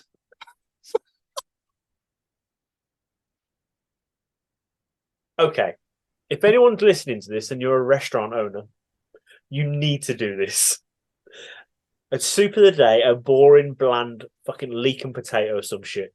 And then soup of the night, where it's some like exotic, spicy, Mediterranean flavour. Like, you saucy minx only comes out at night time. That's sort of like, yes, someone has to do it, please. Soup of the day has got to be pea and ham, surely. Oh, God. It's great. I love it. It's delicious. Oh. And then you can have like, I don't know, wild mushroom or something. I don't know. Just there. You can have like, you can have like a sexy name in there, wild mushroom. Yeah, be absolutely amazing. Weirdly, Jamie, this is a conversation between a dad and a 6-year-old. Just throw it out there. Okay. 6-year-old, I'm done. Can I have ice cream? Dad, not until you've eaten all your food. 6-year-old, but I'm full, Daddy. Dad, well, if you're full, you don't need ice cream, do you? 6-year-old, but my stomach is full of food, but ice cream will fill in all the cracks. Dad, silent. 6-year-old, silent. Dad, I don't know if science to dispute that. Up until the cracks bit, if you'd replaced ice cream with ice lollies, then that is me and Olivia in a nutshell. Because that kid would eat an ice lolly for every meal if she could. I think kids just put it all away, can't they? Yeah, it's quite impressive. I don't know what they did. I used to eat fucking loads when I was young. I used to have 2 bowls of cereal in the morning. 2 full bowls of cereal every morning. Every morning. Am I the only one, even as a kid and still today? You know those? Oh gosh, shit, what are they called now? The multi-packs of cereal. We get all the little boxes. Yeah, I never had those, but yeah. How did they think that only one of those boxes was a serving? I've never understood that. No, apparently, that's a normal serving. No, you needed. Yeah, apparently though. No, absolutely. But apparently, that's normal. No, that's bullshit. That's meant to be. That's a Keris bowl. That is. No. So that's bullshit. You needed 2. I used to have 2 bowls of cereal every morning, and so my dad took the piss out of me and called me a Teletubby and said again, and I never ate them ever again. I never had 2 bowls ever again after that. Yeah, I was not happy. Anyway, so Jamie, I'm happy to admit that on here. I don't care. Switch up your swear words to keep them potent. Call someone a piece of fuck. Tell them to go shit themselves. Keep the magic alive. I like that. That's a great idea. Because you get to insult someone and confuse the living fuck out of them at the same time. That's great. That's a good thing. Listen here, you piece of fuck. What? How about you go shit yourself, you piece of fuck? You heard me, bollock face. Huh? Joe? Stop talking fuck. If I live until 100, I'm going to make up a reason why, just to mess with people's heads. Like, yeah, I'd say a pinecone every single day for 40 years. That's great. You've got to fuck with the young people when you're old. You've got to. Because they'll believe anything. Absolutely. I'm going to give you a couple more. Truth or dare? Yeah. Order me a pizza. I've been blind to the possibilities. That's a great idea. Exactly. Can you imagine? I would never thought of that. Now I'm trying to remember the last time I played Truth or Dare. A long time ago. Right, I'm going to give you 2 more because I'm going to end on a beauty. Bands in 2008 would write songs like "Her eyes are like the ocean tides, scared to get too close, or I might drown in lies." And then I would name it "I Once Had Tea with Captain Jack Sparrow." Every Fall Out Boy and Panic at the Disco album ever. Yeah. And finally, me. Not today, Satan. Satan, look, you've been cancelling our plans for weeks now. If it's something I said, can you please just tell me?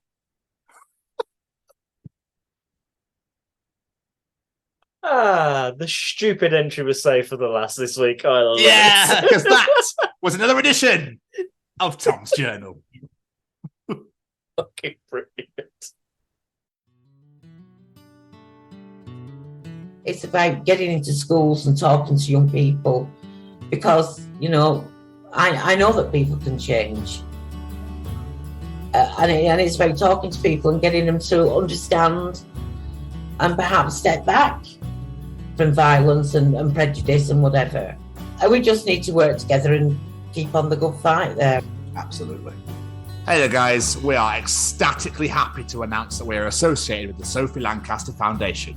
The times are changing, and with the unfortunate death of Sophie, those changes have made a massive impact for the future. If Sophie was with us still today, I can guarantee what you are doing will still be reaching so many lives of young teenagers, young adults, and those who wish to be as different as possible. So thank you very much. To find out more about this incredible foundation and all the work they do, and more importantly, how you can help, head on over to www.sophielancasterfoundation.com.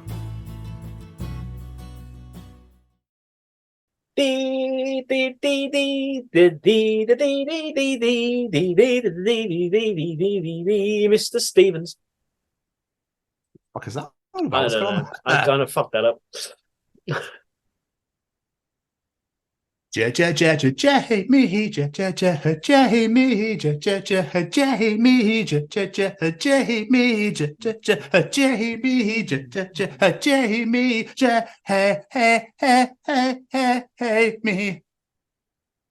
It's audience participation time.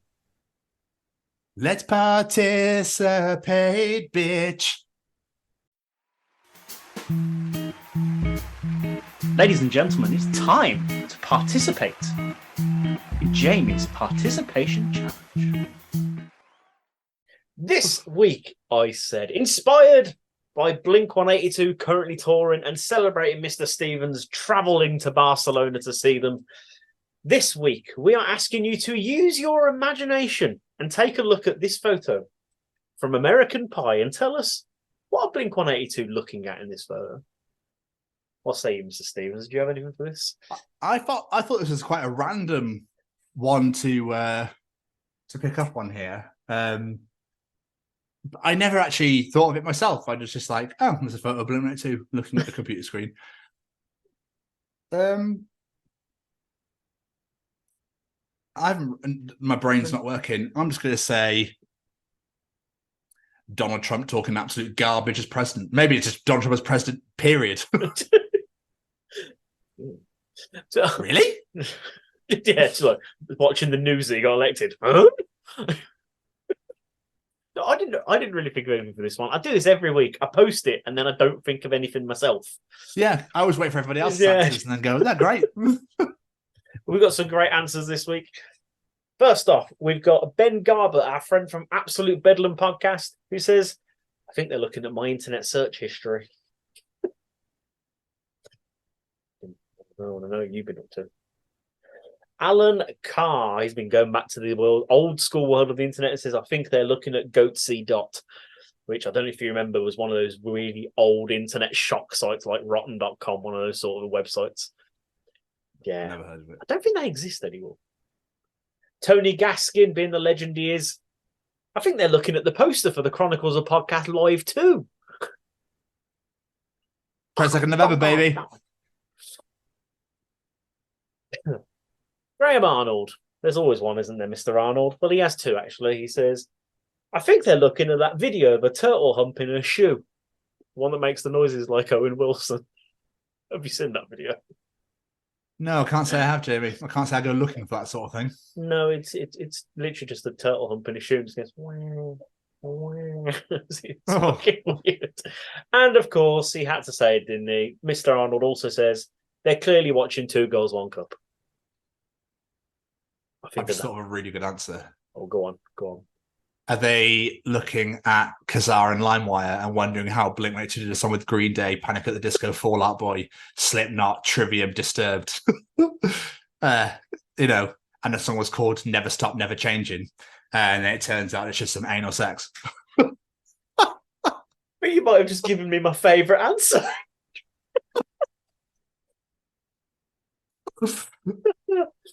Oh. Eric Hunt says, I think they're possibly looking at Travis Barker's bank account.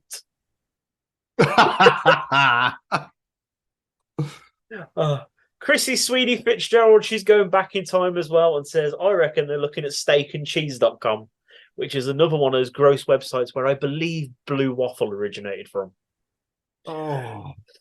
Yeah. Yummy. Never Google that, people. Listen to this. Never Google that. No. Chris McCluskey really made me laugh, and I don't know why this really made me laugh. I think they're watching WrestleMania 17. Yeah. It's not the best WrestleMania ever. I mean, yeah, come on. I'll be way happier than that. Robbie Williams says he's looking at a record of their singles, albums, and concert sales that they're currently releasing. Oh. Yeah, I can only imagine. I haven't actually listened to the new album yet. I've heard it's good, though. I haven't listened to it either. Apparently, Green Day released a new song that sounds like them back from 1994 as well. Ooh. So he's going to check apparently it's amazing. So he's going to check that out as well. Pop punk is back, apparently. I'll give you two more, and they're very much in the same sort of vein here.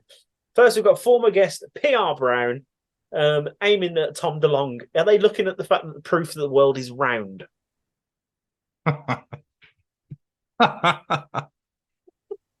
Mali Malpa says, all the small things, obviously, and by small things, I mean like grains of rice sculptures, tardigrades, and Tom DeLonge's IQ test results.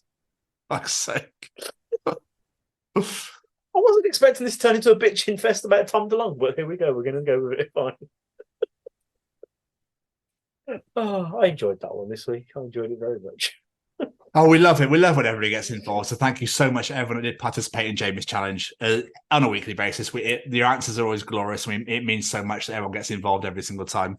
But if you enjoy Jamie's oldest participation challenge, Tom's Journal, Callum's Treachings, the absolute garbage we talk in the interview, then you'll enjoy the other 106 editions of the Chronicles of Podcast, wherever you get your podcast from. Why do I always burp and hiccup at this point? Every time. I don't know why. It's so weird. Because obviously I drink this the entire time. And when I try to get my words out. So, all that cum face again. Anyway. Please come and check us out on Spotify, Google, Apple, wherever you get your podcast from. There's 106 editions, now 107, considering this one as well, for your listening and viewing pleasure, because you can also go over to YouTube and type in the Chronicles of Podcast, where you can see all of our interviews, all of our shows are on there, all of our hashtag WBW Way Back Wednesdays are on there. All of our Bloodstock interviews from 2022 and 2023 are on there. Our Bloodstock vlog from 2022 and now 2023 are available to watch. Our Dublin Crust vlog from last year is on there. Our 2000 Trees interviews. Please subscribe to the Chronicles of Podcast on YouTube. Please hit that bell to get notified when new videos are released and comment to your heart's content. Please share our brand new 2023 vlog of You Are Not Alone, the Sophie Lancaster Legacy, as everywhere, anywhere you can. We need to get as many eyes on this as physically possible, because it would mean the world. It truly, truly would. Especially because the Sophie Lancaster Foundation have just released, I'm sure Jamie will get to this, have just released the results of their crime survey, the hate crime survey that they undertook last year. But I'll let Jamie go into more detail later. Please come and find us on Facebook at the Chronicles of Podcast. Hit that like, hit that share. Tell everybody about us, because you know that they need us in their life. I almost got that the wrong way around. Then my brain just went, oh, well, what's going on? Hang on a second. Whoa, slow down, Ginger. Slow down. You're going too fast for our race. But thinking about it, Jamie, since I got confused then, where else could you find us? Find us heading on over to www.timburgardart.com and checking out all the amazing work that Tim has done over his incredible career. Absolutely. Or on our Twitter /X, whatever the fuck it's called now, at TCO Pod. But whilst you're over on Tim Burgard's website, checking out all of his wonderful and amazing art, and checking out our Twitter /X, where else could you find us? Sitting there thinking, surely there's got to have been a more famous German since then. There's got to have been. Surely. Whilst checking out our Instagram at TCO Pod. You can also find us on TikTok at TCO Pod. Please rewind down there. Scroll even, not rewind. Scroll and go and find Jamie's Chesney Hawks video. And also all the other glorious videos that are on there for your viewing pleasure. Ducks are Tories, apparently. Go and check that one out from the 72nd edition. Mental, that was so long ago. That's like 30 odd weeks ago. Insane. Blows my mind. Anyway, please go on to LinkedIn at the Chronicles of Podcast. Make sure you connect with us on there. And also come on down to our sexy and wonderful, incredible little website at www.thechroniclesofpodcast.com. It'd be wonderful to have you there anyway. You can check out all about us on there. Our shop is on there as well. 1 t-shirt, 1 hoodie. Boom. Cheers. Easy. Get on there and start purchasing your TCO Pod merchandise. All of our episodes and shows are on there. And all of our affiliations and sponsors are on there. No, I'm not RVD. So that's YouTube at the Chronicles of Podcast. Hit subscribe. That's the most important thing you can do. And come and follow us on all the socials at TCO Pod. And now my one-armed friend has got some news for you. I'm just thinking that I do look a bit like a one-armed man, don't I? Before we get out of it, let's say a massive thank you to a few of our friends. Every single piece of music you hear on this show is brought to you by one man, and that one man is Mr. Singer-songwriter Matt Roberts. Go check him out on all social medias at Matt Roberts Music. Send him all your love. Go check him out on Spotify, YouTube, wherever you get your music from. He has got a lot of incredible songs out there. Check out his latest single, Rat Race. It is absolutely phenomenal. Add it to all of your playlists. You know you want to. But again, so many great songs out there. Fool's Gold, absolute banger of a song. Once in a Lifetime, our theme song, absolute banger of a song. So many great songs out there. Cannot recommend enough. Please go send Mr. Roberts all your love. And of course, we have to say a massive thank you to Mr. Braden Barry and his Stay Cozy Clothing. Head on over to www.staycozyclothing.com or download the smartphone app. Take a look on there, see what you like the look of, Add it to your basket. It could be that T-shirt that I'm wearing. It could be that hat that Mr. Stevens is wearing. It could be any of the hoodies you see us wear on here. It could be any of the items you see if you follow him on the social medias, which I hope you are doing. Whatever it is, add it to your basket, enter that discount code, The Chronicles, and get yourself 10% off your order. Make sure you're giving Mr. Barry all the love. As I've said before, make sure you're keeping up with everything with Farlight, with Say We Can Fly, his music. The man is spinning so many plates. It's absolutely unreal, and we cannot wait to see what this creative genius comes out with next. And last but not least, we have to say a massive thank you to the Sophie Lancaster Foundation. They are stamping out prejudice, hatred, and intolerance everywhere. It has been a very big week regarding the Sophie Lancaster Foundation. Yes, today we released our Bloodstock vlog from this year's Bloodstock Festival, and it was perfectly timed because yesterday, as of recording, the hate crime survey results, which we're discussing last year's video, were released, as Mr. Stephen recently said. Just to give you some bullet points right now to show just how important this foundation is and how important the work is. 73% of alternative subculture hate crime is not reported. It happens, but people don't speak up. 80% of participants experience at least one form of hate crime on a regular or occasional basis. 80% of the people that filled in that survey have received hatred because of the way they dress, the music they listen to, whatever it may be. And 27% of those people who have been subjected to hate crime have experienced suicidal feelings. 27% of the people feeling like they don't belong in this world anymore because they want to listen to a certain type of music or express themselves. It is absolutely disgusting that people are made to feel that way in this world because of the way, like I say every single week, because of the music they listen to, the way they dress, they want to express themselves. It is disgusting. Please go read the full report. Head on over to www.sophielancasterfoundation.com. You can find the full report on there. Read that. Watch our video. And I'm not saying watch our video to plug us. It is great. Please do. But it proves that the problems are still there. It proves there is still work to be done. It proves that people, not just the people walking the streets, the people that are up on these stages playing these festivals are still being treated differently because of, guess what? The music they listen to, the way they dress, the way they choose to express themselves. So please, like I said, head over to sophielancasterfoundation.com. Share that information with the world. There are people out there that may not even be aware of Sophie and her story. The fact that this may be even that big of a deal, they may not even realise it. So please open some people's eyes today and share this for us. And last but not least, a massive thank you to my beautifully handsome co-host. Thanks, mate. Appreciate that. I second everything Jamie said. It is vital, that we carry on the work that we're doing, that the Sophie Lancaster Foundation are doing. It is vital for the fact that people just want to unapologetically be themselves. That's the only reason they're getting treated like absolute garbage by people who think they can just shout and hurl abuse. For what? Just because because they're living their life. Like, are you for fucking real? Yeah. There's no words. There's no words. So yeah, like Jamie said, please go and check out our vlog. Please go and read the report on the Sophie Lancaster website, www.sophielancasterfoundation.com. It would mean everything to us. Share it out and, spread it with everybody else. Spread that message, fly that flag with us, because there's still so much work to be done. And there will be going forward. So it would mean the world to us. And thank you very much. Jamie, another absolutely superb episode in the books. Superb indeed, my friend. It's a while since I've done it. I know, exactly. I thought I'd bring it out for you there. But Tim, thank you so much again for taking time. You have a very busy schedule to sit and chat to us. It was absolutely amazing to have you on this show. We can't wait to talk to you again sometime down the line in the future. But as for this week, we'll see you all next week for the Chronicles of Tom Mayhew. Yeah, we're going from Tim to Tom. Goodbye, everybody. Bye.